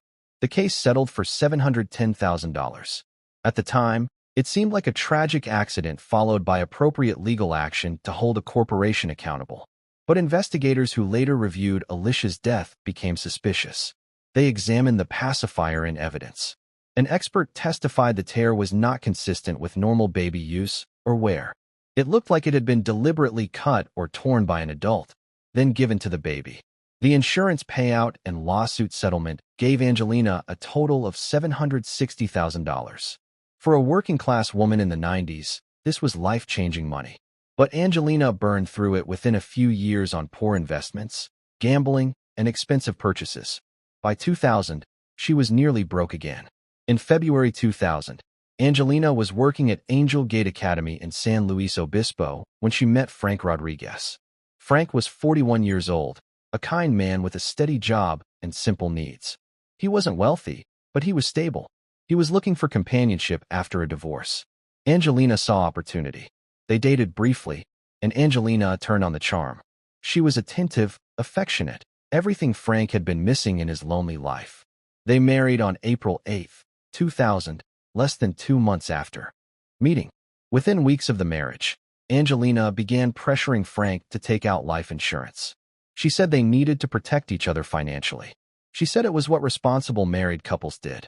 Frank, trusting his new wife, agreed. He took out a policy for $250,000, naming Angelina as the sole beneficiary. A friend of Angelina's named Palmira Gorham later gave damning testimony. Palmira testified that a few months after the wedding, she jokingly suggested Angelina divorce Frank like she divorced her previous husbands. Angelina's response was chilling. She said, "No, this one has got a life insurance policy. If I were to kill him, at least I'd end up with a little bit of money." Palmira thought Angelina was joking. She laughed, but Angelina wasn't joking. A few weeks later, Palmira's boyfriend casually mentioned that antifreeze could be used to kill a dog. Angelina's interest immediately sharpened. She asked questions. Why would it work? How much would you need? What would the symptoms be? Would it be detectable? The boyfriend thought she was just curious. He explained that ethylene glycol, the main ingredient in antifreeze, tastes sweet, so animals will drink it readily. It causes kidney failure and death. Angelina took mental notes. In September 2000, Frank Rodriguez became mysteriously ill. On September 7th, he went to the emergency room with symptoms consistent with oleander poisoning: severe vomiting, diarrhea, irregular heartbeat, confusion.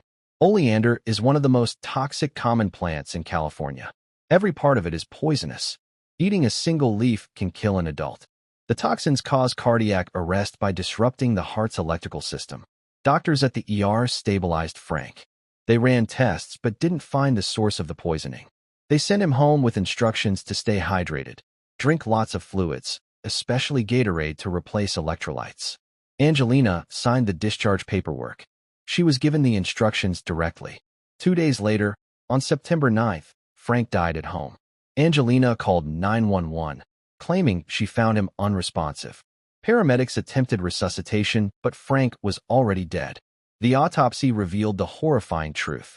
Frank had 5 to 6 times the lethal amount of ethylene glycol in his system, antifreeze. He also had oleander in his system. Someone had poisoned him twice, with 2 different toxins.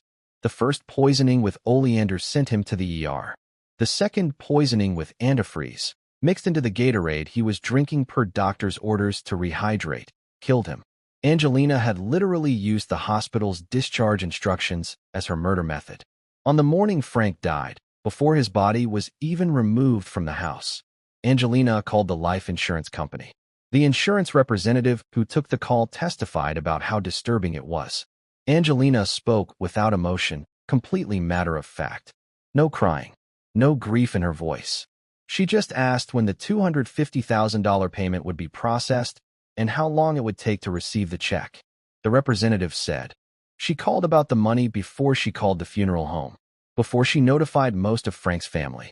Her husband was dead on the floor, and she wanted to know about the insurance money. But Angelina made critical errors that led to her arrest. First, she called police a few days after Frank's death, claiming she received an anonymous tip. She said someone called and told her to, quote, ask the police about antifreeze. She implied someone was trying to frame her. Detectives immediately checked phone records for incoming calls to Angelina's number. There were none. No anonymous call had been made. Angelina invented the anonymous tip to make herself look cooperative and to plant the idea that someone else had poisoned Frank. It backfired completely. Second, Angelina attempted to frame a co-worker at Angel Gate Academy. She created a fabricated document, suggesting the co-worker had access to antifreeze and had made threats against Frank. She faxed this evidence to police anonymously, but investigators found the fax confirmation sheet in Angelina's purse.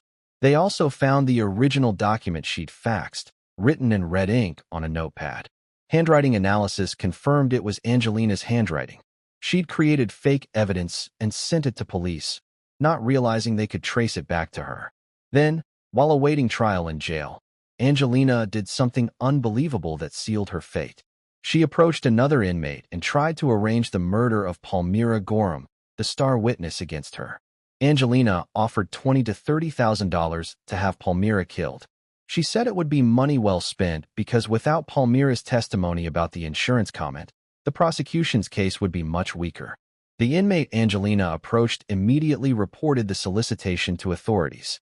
Undercover detectives set up a sting operation.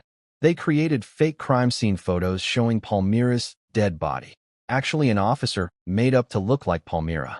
They showed these photos to Angelina in jail, telling her the hit had been carried out. Angelina's reaction was captured on hidden cameras. She smiled. She looked satisfied. She pulled out notes she'd written and showed them to the undercover officer. The notes read, "My star witness and best friend of 6 years." She was pleased her friend was dead. She showed no remorse, no shock, no horror, just satisfaction that the obstacle to her acquittal had been removed. Of course, Palmyra wasn't actually dead. She was in protective custody and would go on to testify at trial. The murder solicitation added another charge to Angelina's case. The trial presented overwhelming evidence of guilt. The prosecution showed the life insurance policy taken out shortly after marriage. They showed Palmyra's testimony about Angelina's comment regarding killing Frank for the insurance. They showed the purchase records for antifreeze. They showed the hospital records proving Frank had oleander poisoning 2 days before his death. They showed the timeline of Angelina calling the insurance company before the body was cold. They showed the fake anonymous tip and the fabricated evidence. And they showed the video of Angelina celebrating what she believed was her best friend's murder. The defense tried to argue that Frank had committed suicide, that he'd poisoned himself because he was depressed. But this made no sense. Why would Frank poison himself with oleander, go to the hospital to be treated, then poison himself again with antifreeze? And why would Angelina try to have the star witness murdered if she was innocent? At sentencing on January 12, 2004, Judge William R. Pounders looked at Angelina and said something remarkable. He declared, "In the past 20 years on the bench, I have never seen a colder heart. You watched your husband die from poisoning you administered. You called about the insurance money while his body was still warm. You tried to frame an innocent coworker. And you attempted to have your best friend murdered to avoid consequences for your actions. You have no conscience, no empathy, no capacity for remorse." Angelina Rodriguez was sentenced to death. She was sent to death row at Central California Women's Facility in Chowchilla, where she spent the next 20 years. Then, on October 31, 2024, Halloween, Angelina was re-sentenced to life in prison without the possibility of parole. The San Luis Obispo District Attorney's Office declined to re-seek the death penalty given California's moratorium on executions. Governor Gavin Newsom had issued a moratorium in 2019, effectively halting all executions indefinitely. With no realistic possibility of Angelina ever being executed, the DA's office agreed to re-sentence her in exchange for her dropping all appeals. This saved the county millions in ongoing legal costs. Angelina is now 56 years old. She will spend the rest of her life in prison. She will die behind bars, probably in her 80s or 90s, decades from now. What makes this case particularly chilling is the pattern and the cold calculation. First, Angelina's 13-month-old daughter dies under suspicious circumstances involving a allegedly torn pacifier. Angelina collects $760,000 in insurance money and lawsuit settlements. Then, 7 years later, she marries a man specifically after getting him to take out a large life insurance policy. Within months, he's dead from poisoning. Angelina calls about the money before calling the funeral home. Then, while awaiting trial, she tries to have the star witness murdered. Each step shows planning, calculation, and complete absence of conscience. Judge Pounders was right. This was one of the coldest hearts anyone had ever seen. Frank Rodriguez was a gentle man who fell in love with the wrong woman. His family described him as kind and trusting to a fault. He believed Angelina when she said she loved him. He didn't question why she wanted him to take out life insurance so quickly after they married. He drank the Gatorade she gave him after his first poisoning, trusting she was helping him follow doctor's orders. And he died in agony, his kidneys failing, his body shutting down from ethylene glycol poisoning. Angelina showed no remorse at trial. She maintained her innocence despite overwhelming evidence. She blamed Frank, suggesting he poisoned himself. She blamed the co-worker she tried to frame. She blamed the system for wrongfully accusing her. The only person she didn't blame was herself. As for baby Alicia, we'll never know for certain what happened. The case was never reopened criminally. But the suspicious tear in the pacifier, combined with Angelina's later actions, raises serious questions. Did Angelina kill her own baby for $760,000? Did she spend 7 years spending that money, then kill again when it ran out? The circumstantial evidence suggests yes, but there will never be criminal charges. Alicia was cremated. There's no body to exhume for further testing. The case is closed. Angelina Rodriguez will spend the next 30 or 40 years in prison. She participates in limited programming. She has few visitors. Her family largely abandoned her after the conviction. She writes letters maintaining her innocence, claiming she was wrongfully convicted. But the evidence speaks for itself. 2 suspicious deaths, $760,000 in insurance money, another $250,000 insurance policy, antifreeze poisoning, oleander poisoning, a fake anonymous tip, fabricated evidence, and a murder-for-hire plot against the star witness. No amount of protestation can overcome that mountain of evidence. Judge Pounders called her the coldest heart he'd seen in 20 years.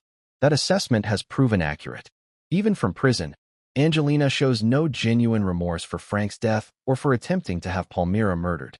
She remains focused on herself, her unfair treatment, her wrongful conviction, her hard life. Never on the lives she destroyed. Case 8. Dorothea Puente. She baked cookies for them. She cooked homemade meals. She took in society's most vulnerable people, the elderly, the alcoholic, the mentally disabled, and gave them a clean room and a warm bed. Social workers praised her for accepting the clients no one else would take. Her neighbors thought she was a saint, a kind old woman helping society's forgotten. And in her backyard, there were 7 bodies wrapped in bedsheets and plastic, buried 3 feet deep in neat rows. This is the story of Dorothea Puente, the Death House Landlady of Sacramento. Dorothea Helen Gray was born January 9, 1929, in Redlands, California. If you believe in the theory that killers are created by childhood trauma, Dorothea's early life provides plenty of evidence. Both of her parents were severe alcoholics who fought constantly and neglected their children. Her father died of tuberculosis when Dorothea was 8 years old. Her mother died in a motorcycle accident when she was 9. Dorothea was orphaned before age 10, left without parents or stable family support. She was placed in an orphanage where, according to her later testimony, she was sexually abused by staff members. She was then bounced between foster homes. In several of these placements, she faced additional abuse, physical, emotional, and sexual. By her teenage years, Dorothea had learned that the world was cruel, that authority figures couldn't be trusted, and that she needed to rely on herself to survive. She married 4 times over her adult life, though some records suggest the marriages were partly fabrications or exaggerations. Dorothea was a pathological liar from an early age, creating elaborate false narratives about her life. She told people she'd been married to a diplomat, that she'd lived in exotic locations, that she came from money. None of it was true. In 1961, during a psychiatric commitment, doctors diagnosed her as, quote, a pathological liar with unstable personality. The evaluation noted she showed no remorse for her actions and seemed incapable of forming genuine emotional attachments to others. She was released after a brief stay. Over the following decades, Dorothea built an extensive criminal record. Check forgery. She'd write bad checks to get cash or goods. Theft. She'd steal from employers and acquaintances. And running a brothel. She operated a house of prostitution in Sacramento for several years before being shut down. In 1982, Dorothea was convicted of drugging and robbing elderly victims. Her method was simple but effective. She'd befriend elderly people, often at bars or senior centers.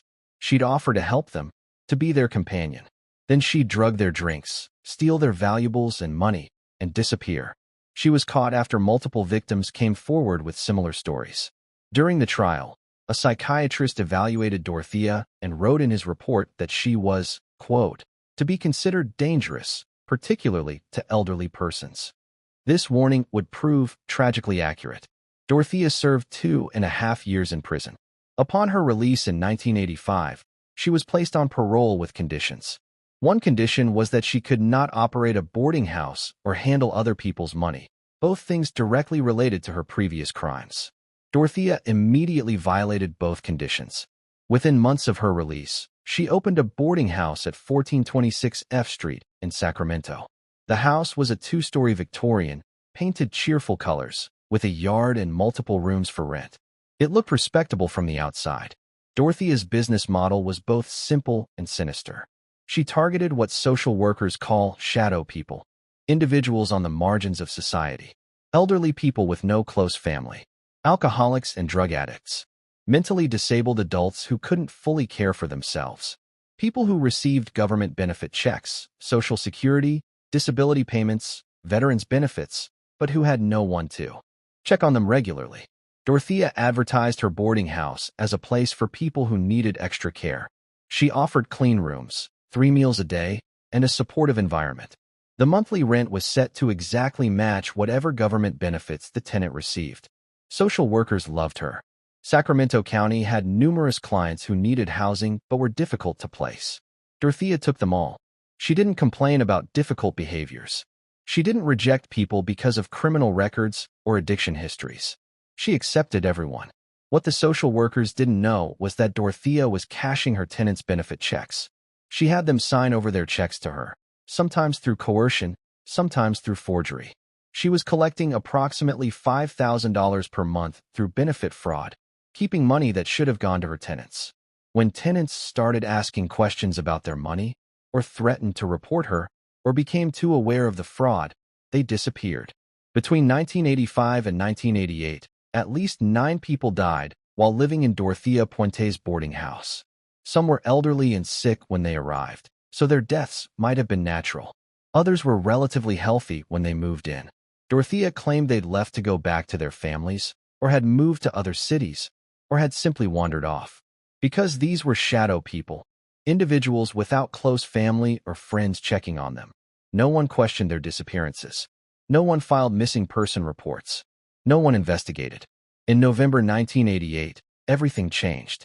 A social worker named Judy Moise filed a missing person report for one of her clients, a mentally disabled man named Bert Montoya. Bert had been living at Dorothea's boarding house. He was supposed to check in with Judy regularly, but he'd vanished.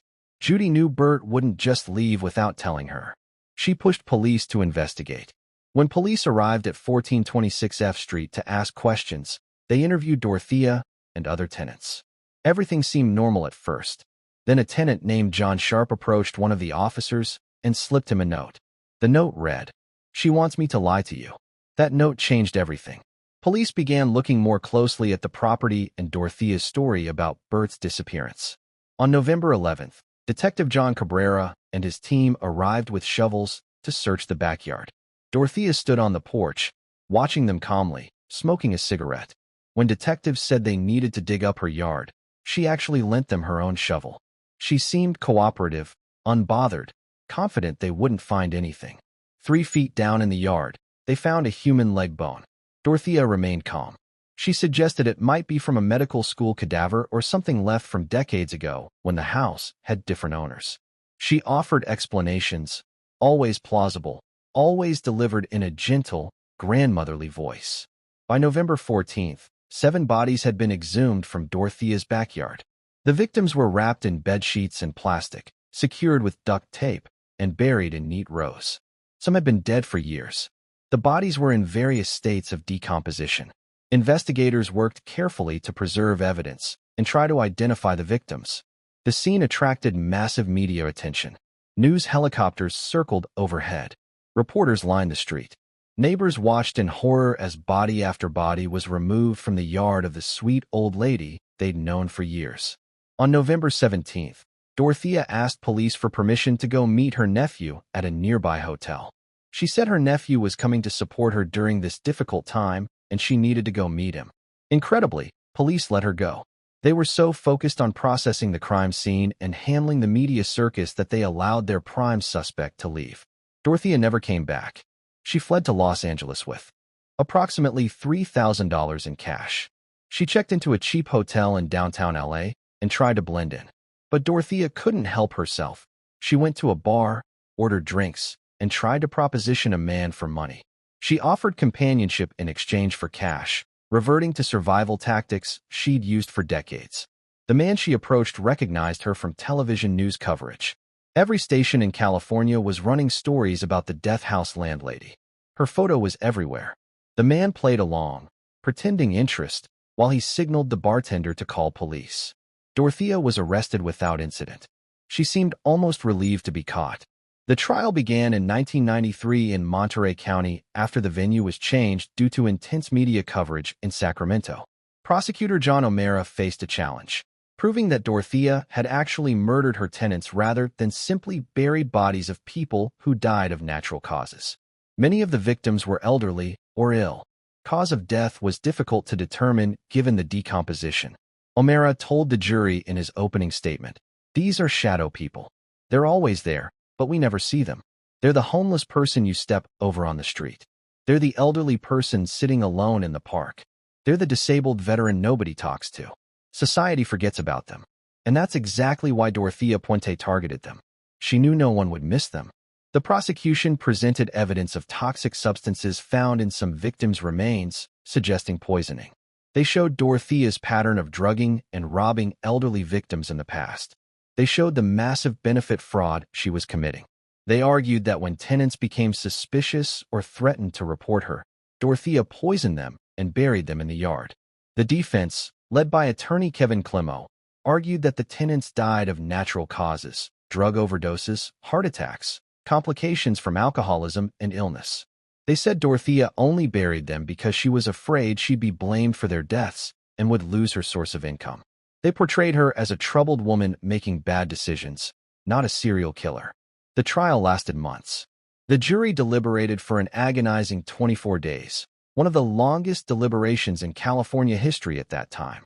They were struggling with the lack of definitive physical evidence of murder. Finally, they returned guilty verdicts on 3 counts of first-degree murder. They deadlocked on the other 6 victims, unable to reach unanimous decisions. During the penalty phase, the jury had to decide between death and life in prison. The vote split 7-5 in favor of life. Because the vote wasn't unanimous for death, Dorothea was sentenced to life without the possibility of parole. She was sent to Central California Women's Facility in Chowchilla to serve her sentence. In prison, Dorothea maintained her innocence. She gave occasional interviews where she claimed the victims died of natural causes, and she simply made the mistake of burying them instead of reporting the deaths. She never confessed to murder. Dorothea spent her final years in prison. She had a few regular visitors and participated in limited programming. She died in prison on March 27, 2011, at age 82. She was serving her 16th year of her life sentence. Her final public statement about the murders, given in a prison interview shortly before her death, was, "I have not killed anyone. The checks I cashed, yes. I did that and I've paid for it. But I did not kill those people." The house at 1426 F Street in Sacramento still stands today. After Dorothea's arrest, it was sold multiple times. Some owners tried to renovate and rent it, hoping the property's dark history wouldn't matter. Others couldn't handle living there and quickly sold. Neighbors have reported strange occurrences, though these are likely the product of suggestion, rather than anything supernatural. The house has become part of Sacramento's dark tourism history. True crime enthusiasts sometimes drive by to see the Death House. Though it's privately owned and not open to the public, the address is well known among people fascinated by the case. The Dorothea Puente case is haunting because of how easily she operated and for how long. She was a little old lady who baked cookies and smiled at social workers. She was everyone's idea of a kind grandmother. And that's exactly what allowed her to prey on vulnerable people for years. Her victims were society's most forgotten. Elderly people with no family to check on them. Alcoholics that social services had given up on. Mentally disabled individuals who couldn't advocate for themselves. They trusted Dorothea because she offered them something they desperately needed: a place to live, meals, someone who seemed to care. And she betrayed that trust in the worst possible way. 7 bodies in the backyard. 7 people who died while under Dorothea's care. 7 individuals who likely died because they discovered her fraud or threatened to expose her. At least 9 total victims if you include the bodies found in other locations associated with Dorothea. Decades of fraud, theft, and manipulation. And in the end, Dorothea showed no genuine remorse. She admitted to cashing checks that weren't hers. She admitted to burying bodies in her yard. But she never admitted to murder. She died in prison at 82, still maintaining the fiction that she was just a troubled woman who made mistakes, not a predator who targeted the most vulnerable people in society.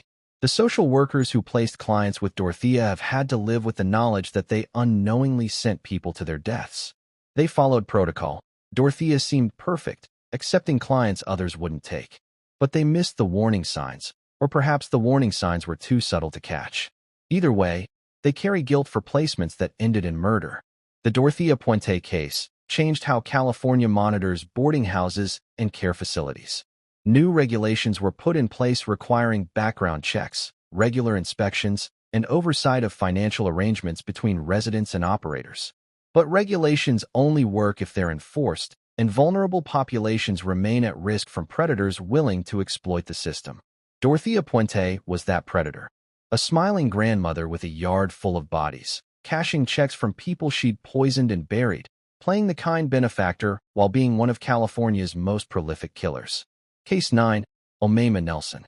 On Thanksgiving Day 1991, a 56-year-old man was stabbed, beaten, and killed in his Southern California home. Then, over the next 12 hours, 80 pounds of his 230-pound body disappeared. Neighbors heard the garbage disposal running constantly for 2 straight days. When police arrived, they found 11 containers of human remains scattered throughout the house and packed in the car. This is the story of Omaima Nelson and what the trial judge called the most psychotic state he had ever seen in 20 years of psychiatric practice. Omaima Ari was born in 1968 in Cairo, Egypt. She was one of 16 children born into poverty and chaos. Her family lived near the local necropolis, the City of the Dead, an ancient cemetery that stretches for miles in Cairo. Growing up surrounded by tombs and burial sites created an unusual relationship with death from an early age. At age 6, Omaima underwent forced female genital mutilation, also called FGM or female circumcision. This barbaric practice involves cutting or removing external female genitalia for non-medical reasons.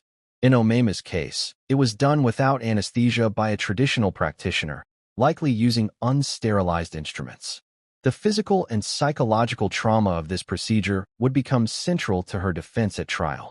Experts testified that FGM causes lifelong pain, sexual dysfunction, difficulty with childbirth, and severe psychological trauma. Many women who undergo FGM as children develop PTSD, depression, and difficulty with intimate relationships. In 1986, at age 18, Omaima immigrated to the United States. She married an American citizen named Roger Stainbrook, likely primarily to obtain her green card and legal residency status. The marriage was brief and reportedly troubled. They divorced within a year or 2. Now legally in the United States, Omaima tried to build a life. She worked as a nanny for wealthy families in Southern California. She was beautiful, exotic-looking, with dark features and an accent that some found charming. She also did some modeling, mostly for local photographers and small agencies. But Omaima developed a troubling pattern of targeting older men with money. In 1990, there was an incident where she allegedly pointed a gun at a 61-year-old man during what was described as a bondage session. The details are murky, but apparently the encounter involved some kind of sexual arrangement where Omaima was being paid. When the situation escalated, she pulled out a handgun and threatened the man. He reported it to police, but for unknown reasons, possibly embarrassment about the circumstances, he didn't press charges. In October 1991, Omaima met William Nelson at a bar in Huntington Beach. Bill was 56 years old enough to be her father. He was a former pilot who had served time in federal prison for drug smuggling, flying drugs from Central America into the United States. He'd been released recently and was trying to restart his life. Bill had money, not wealthy, but comfortable. He had a house, a car, cash savings from before his incarceration. And he was lonely, looking for companionship and perhaps someone to take care of him as he entered his late 50s. Omema saw opportunity. She was beautiful, charming when she wanted to be, and knew how to make men feel needed and desired. They married within weeks of meeting, a whirlwind romance that raised eyebrows among Bill's friends and family. Everyone thought it was too fast, that Omema was obviously after his money. But Bill was in love, or thought he was, and refused to listen to warnings.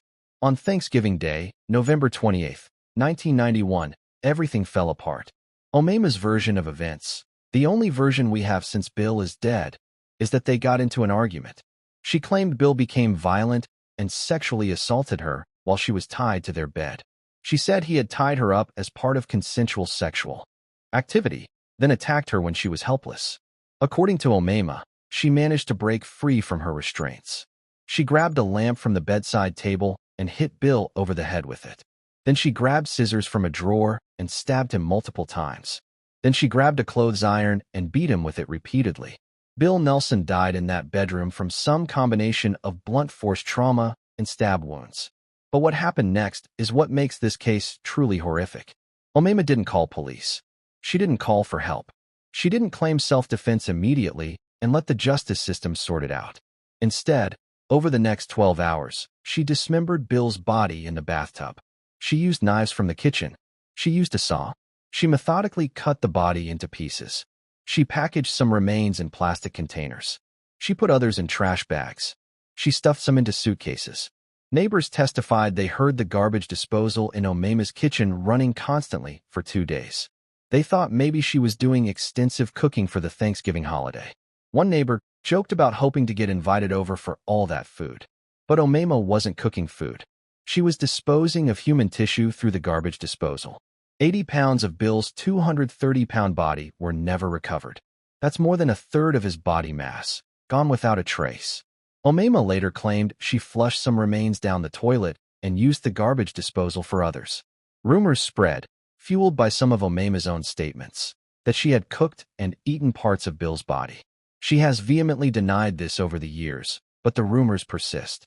On November 30th, 2 days after the murder, Omema approached her ex-boyfriend Jose Esquivel. She told him she needed help disposing of evidence. She said she'd killed her husband in self-defense and panicked. She offered Jose $75,000 from a safe in Bill's house if he would help her get rid of the remaining evidence. Jose pretended to agree. He told Omema he'd help her. Then he immediately called the police. When officers arrived at the house on December 1st, they found a scene of unimaginable horror. 11 separate containers of human remains were scattered throughout the home and loaded in Omema's car, ready to be dumped. Blood was everywhere, despite Omema's attempts to clean. The bathtub was stained. The garbage disposal was clogged with human tissue and bone fragments. Crime scene investigators spent days processing the house. The smell was overwhelming. The evidence of what Omema had done was undeniable. Omema was arrested and charged with first-degree murder. The trial began in 1993. The defense faced an enormous challenge. How do you defend someone who spent 12 hours dismembering a body? The strategy was to focus on Omema's mental state and history of trauma. Defense psychiatrist Dr. David Scheffner testified that Omema was, quote, probably psychotic at the time of the killing.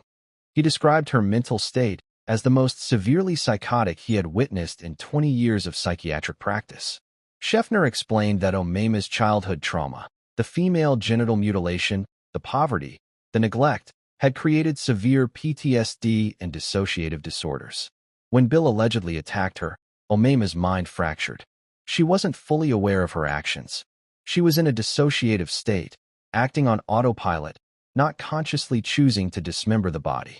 The defense argued this was a case of extreme self-defense followed by a psychotic break. But the prosecution's case was devastating. They presented medical evidence showing Omema had no signs of recent sexual trauma, no vaginal tearing, no bruising consistent with rape. No physical evidence supporting her claim of sexual assault. Bill Nelson, however, had ligature marks on both wrists. This suggested he was the one who had been restrained, not Omema. The prosecution's theory was that Omema had tied Bill to the bed, then attacked him while he was helpless. She killed him deliberately, then dismembered the body to dispose of evidence. The prosecution also presented evidence of premeditation. They showed that Omema had taken out life insurance on Bill shortly after they married. They showed a pattern of her targeting older men with money. They showed her previous incident with the gun and the 61-year-old man. They painted Omema as a predator who married Bill for his money, killed him when he became inconvenient or when she'd gotten what she could from him, and then tried to cover it up. The jury had to decide between several possibilities. First-degree murder required proving Omema planned the killing in advance. Second-degree murder meant she killed intentionally, but without premeditation. Manslaughter meant she killed in the heat of passion or self-defense, but used excessive force. After deliberation, the jury convicted Omema of second-degree murder. They found that she had intentionally killed Bill, but they couldn't prove with certainty that she'd planned it in advance. The deliberations suggested the jury believed something happened that night that triggered the killing. Maybe an argument. Maybe Bill did something that provoked her. But that Omema's response went far beyond self-defense or heat of passion. Omema Nelson was sentenced to 27 years to life in prison. She was sent to Central California Women's Facility to serve her sentence. Her first parole hearing came in 2011, after she'd served nearly 20 years. At that hearing, Omema made a statement that became infamous and followed her for years.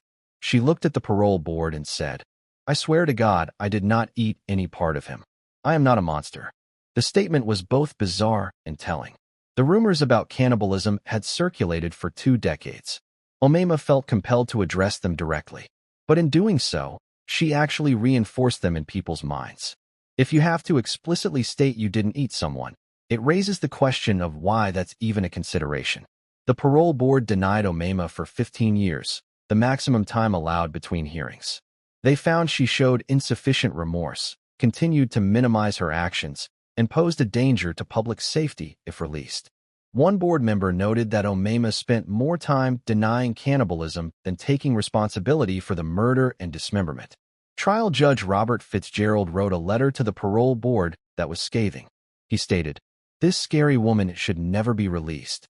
The brutality and depravity of her actions demonstrate a level of violence and callousness that makes her permanently unsuitable for release into society." Omema's next parole eligibility is 2026. She is now 56 years old, the exact same age Bill was when she killed him. It's unclear whether this ironic timing will factor into the parole board's decision. The Omema Nelson case raises complex questions about trauma, mental illness, cultural factors, and personal responsibility. There is no doubt Omema experienced horrific trauma as a child. Female genital mutilation is a barbaric practice that causes lifelong physical and psychological damage. Growing up in severe poverty with 15 siblings in Cairo's slums was undoubtedly difficult. These factors shaped Omema's psychology and probably contributed to her violent actions. But do they excuse those actions? Millions of women undergo FGM and don't murder anyone. Millions of people grow up in poverty and don't dismember bodies.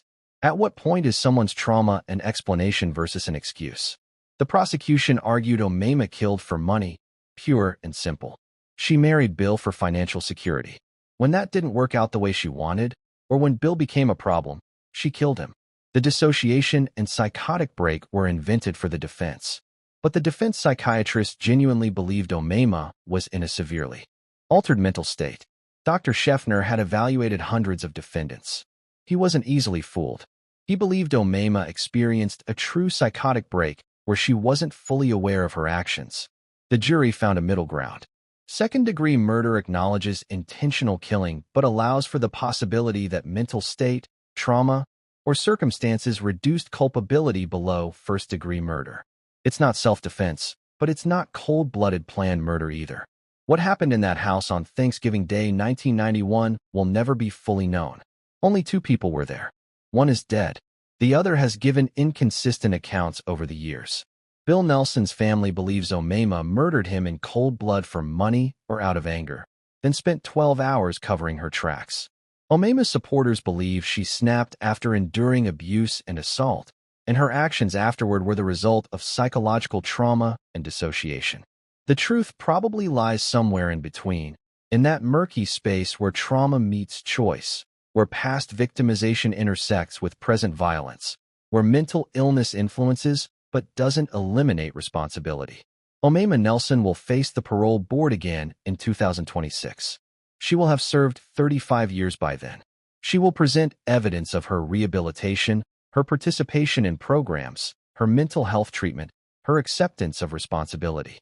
The board will weigh that against the brutality of the crime, the stabbing, the beating, the 12 hours of dismemberment, the 80 missing pounds of human remains, the garbage disposal running for days.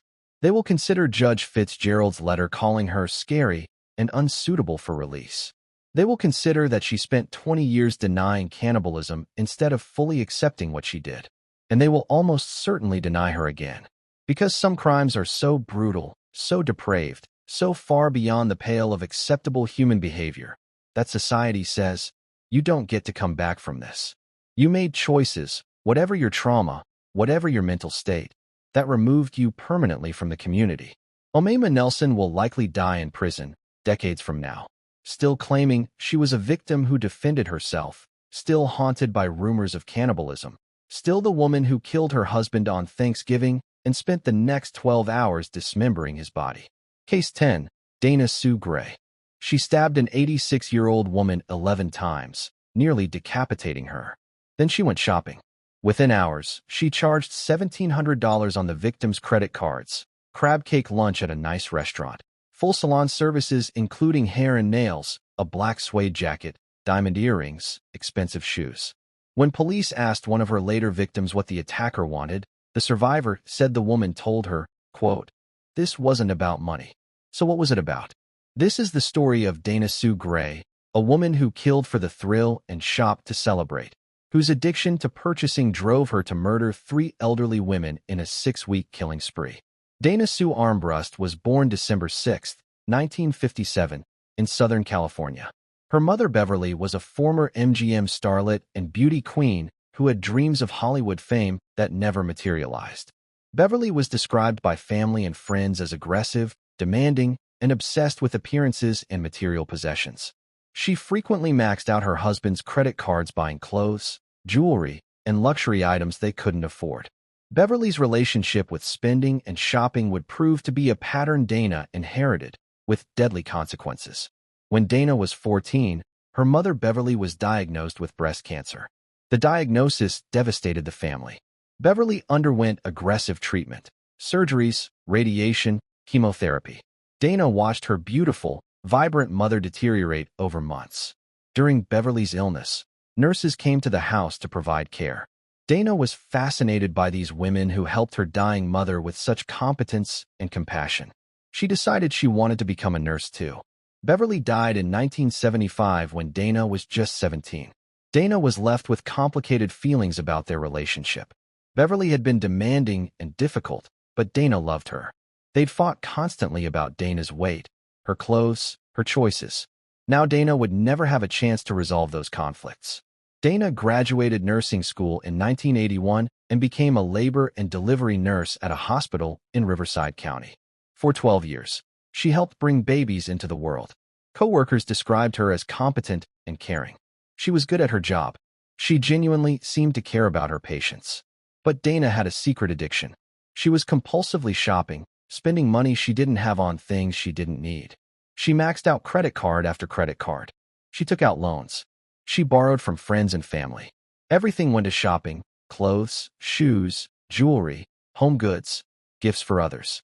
The rush of buying something new gave Dana a dopamine hit, a temporary feeling of happiness and control. But like any addiction, the feeling faded quickly and she needed to shop again. On November 24, 1993, Dana was fired from her nursing job. Hospital administration had discovered she was stealing Demerol and other opiates from the pharmacy. Dana had started using painkillers to cope with stress, and when her legitimate access wasn't enough, she began stealing from hospital supplies. The firing was devastating. Nursing was Dana's identity, her career, her source of income. And now it was gone. By early 1994, Dana's life had completely collapsed. She had filed for bankruptcy with $216,418 in debt, a staggering amount for someone with a nurse's salary.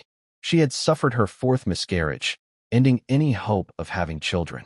She was facing divorce from her husband. Her home was in foreclosure, and she had an untreated shopping addiction that consumed every dollar she could access. On February 14, 1994, Valentine's Day, Dana committed her first murder. The victim was Norma Davis, 86 years old. Norma was Dana's step-grandmother, a family member who trusted Dana and welcomed her into her home. Dana stabbed Norma 11 times with a kitchen knife. The wounds were brutal, frenzied. She nearly decapitated the elderly woman. Then she strangled Norma with a telephone cord to make sure she was dead. Dana stole Norma's purse, her credit cards, and cash from the house. Police suspected Dana immediately. She was one of the last people to see Norma alive. She had financial problems, and she had obvious motive. But there wasn't quite enough evidence to charge her.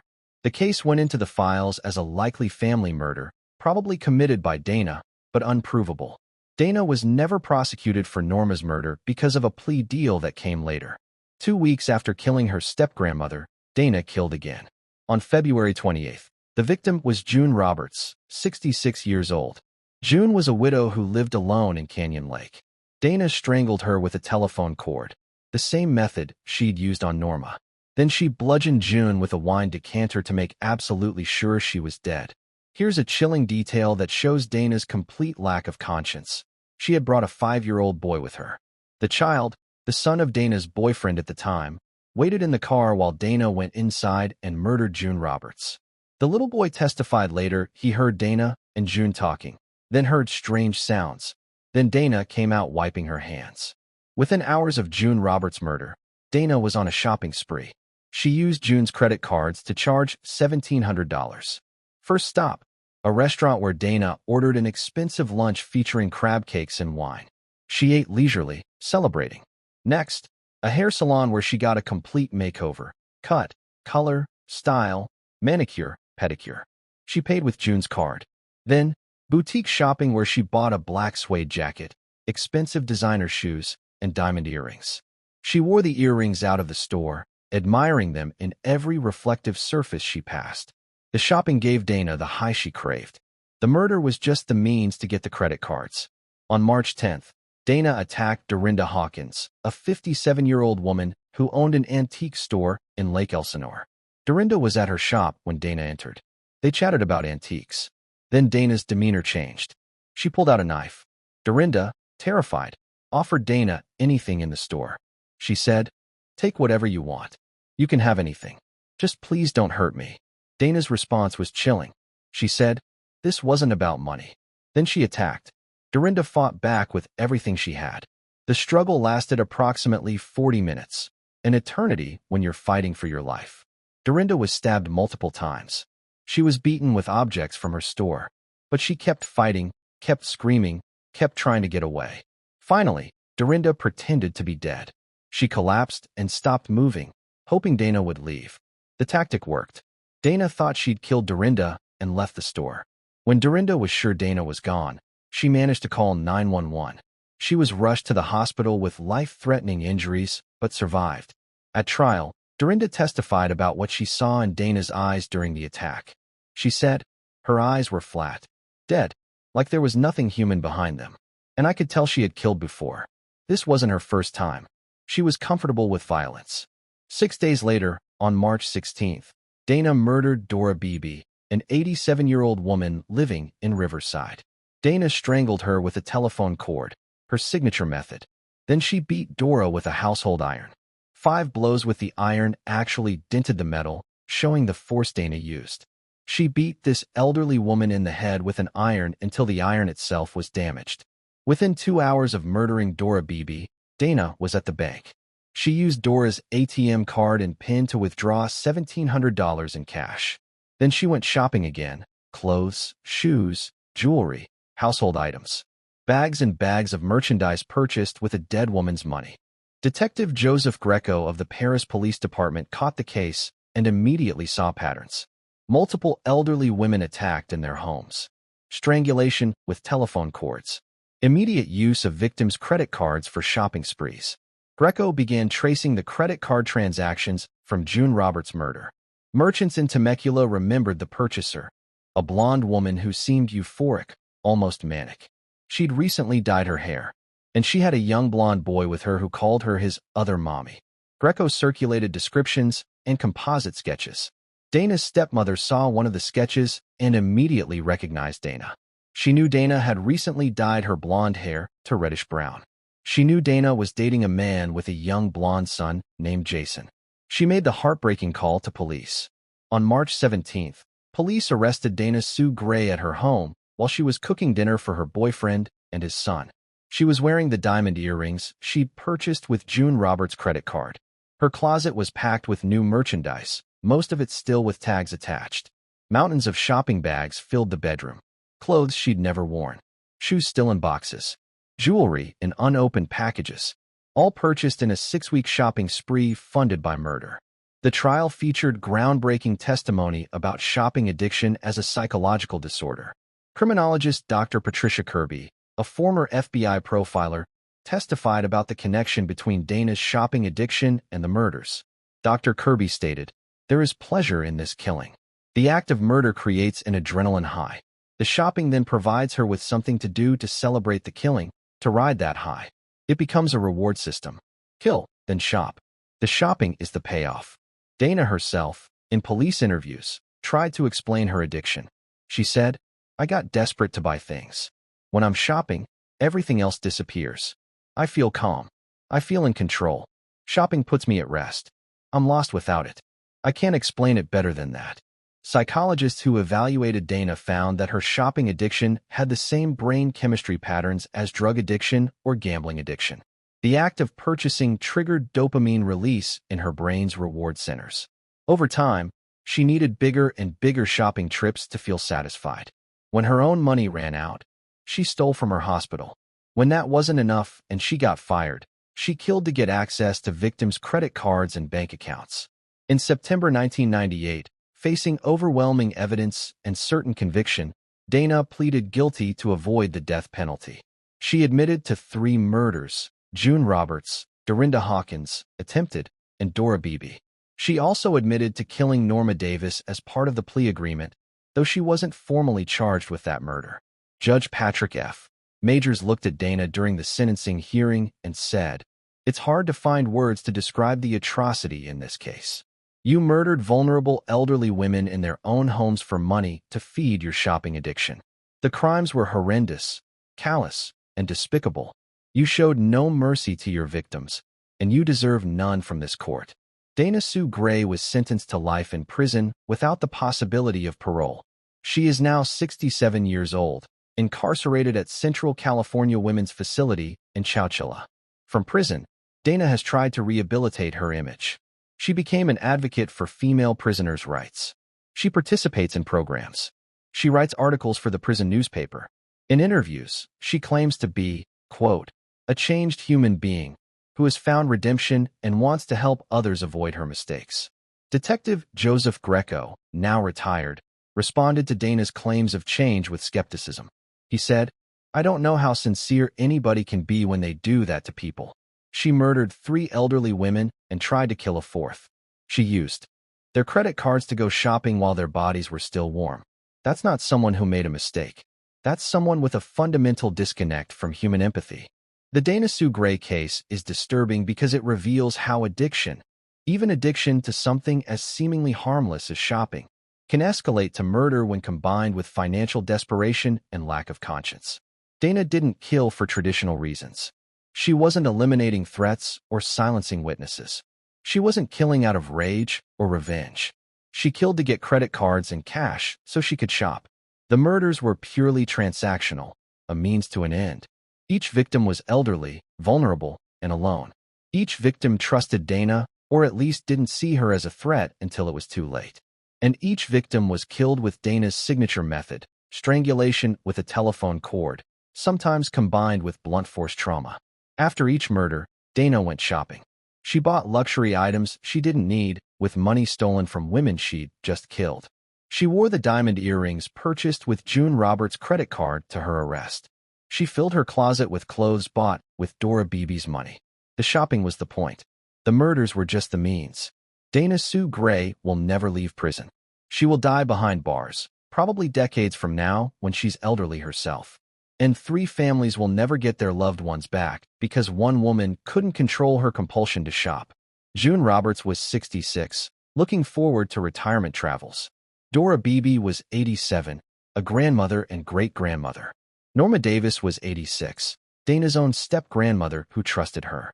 And Dorinda Hawkins survived 40 minutes of terror that left her with physical scars and psychological trauma she'll carry forever.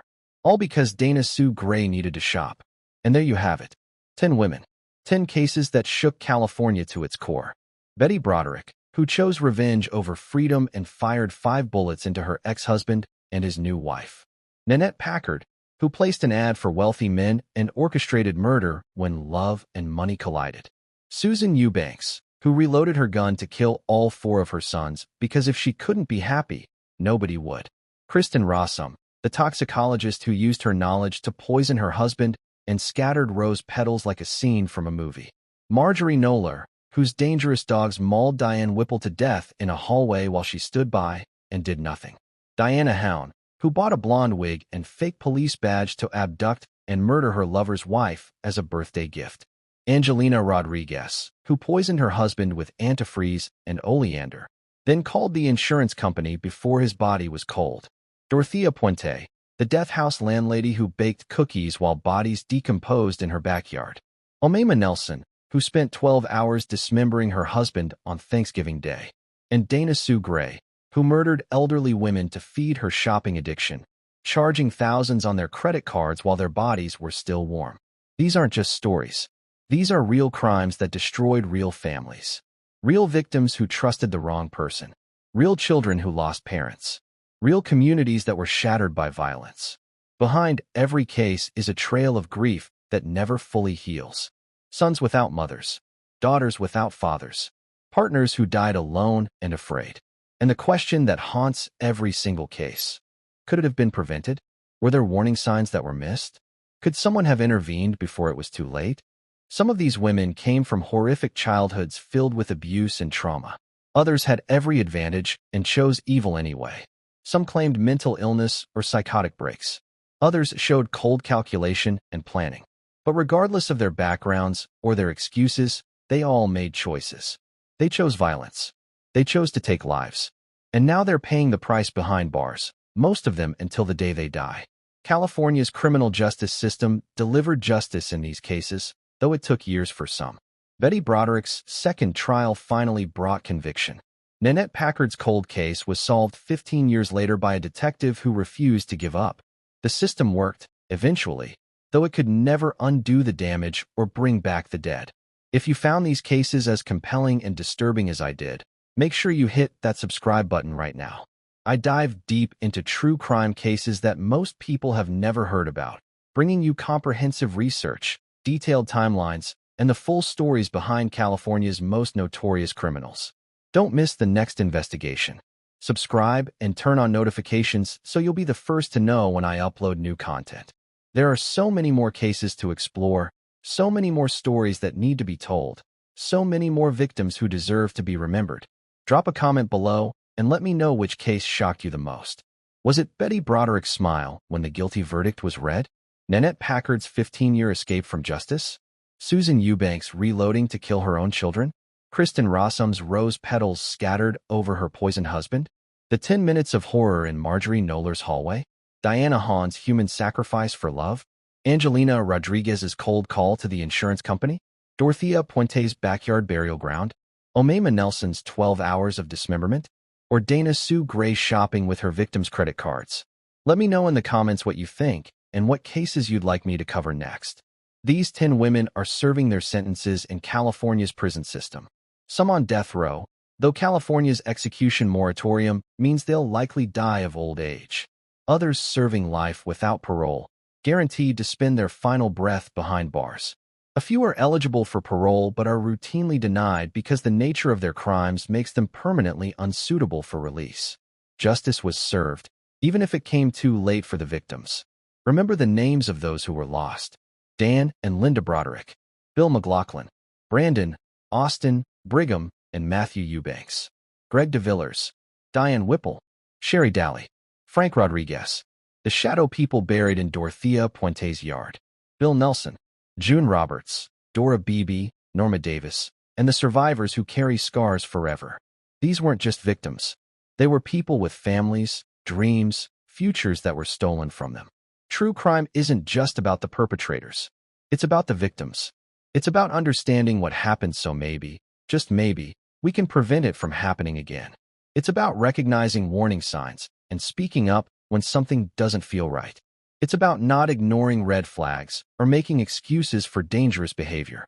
It's about protecting the vulnerable and holding the guilty accountable. Thank you for watching this deep dive into 10 of California's most notorious female criminals. If you made it this far, you're a true crime enthusiast just like me, and I appreciate you being here. Hit that like button if you found this video informative. Share it with your true crime friends. And most importantly, subscribe so you don't miss the next investigation. I've got more cases coming, more stories to tell, more research to share. This is just the beginning. Until next time, stay safe out there. Lock your doors. Trust your instincts. And remember that evil doesn't always look like what you expect. Sometimes it looks like a scorned wife, a beautiful blonde, a devoted mother, a trusted professional, a dog owner, a woman in love, a sweet grandmother, or someone standing right next to you with a smile. Stay vigilant, stay informed, and I'll see you in the next video.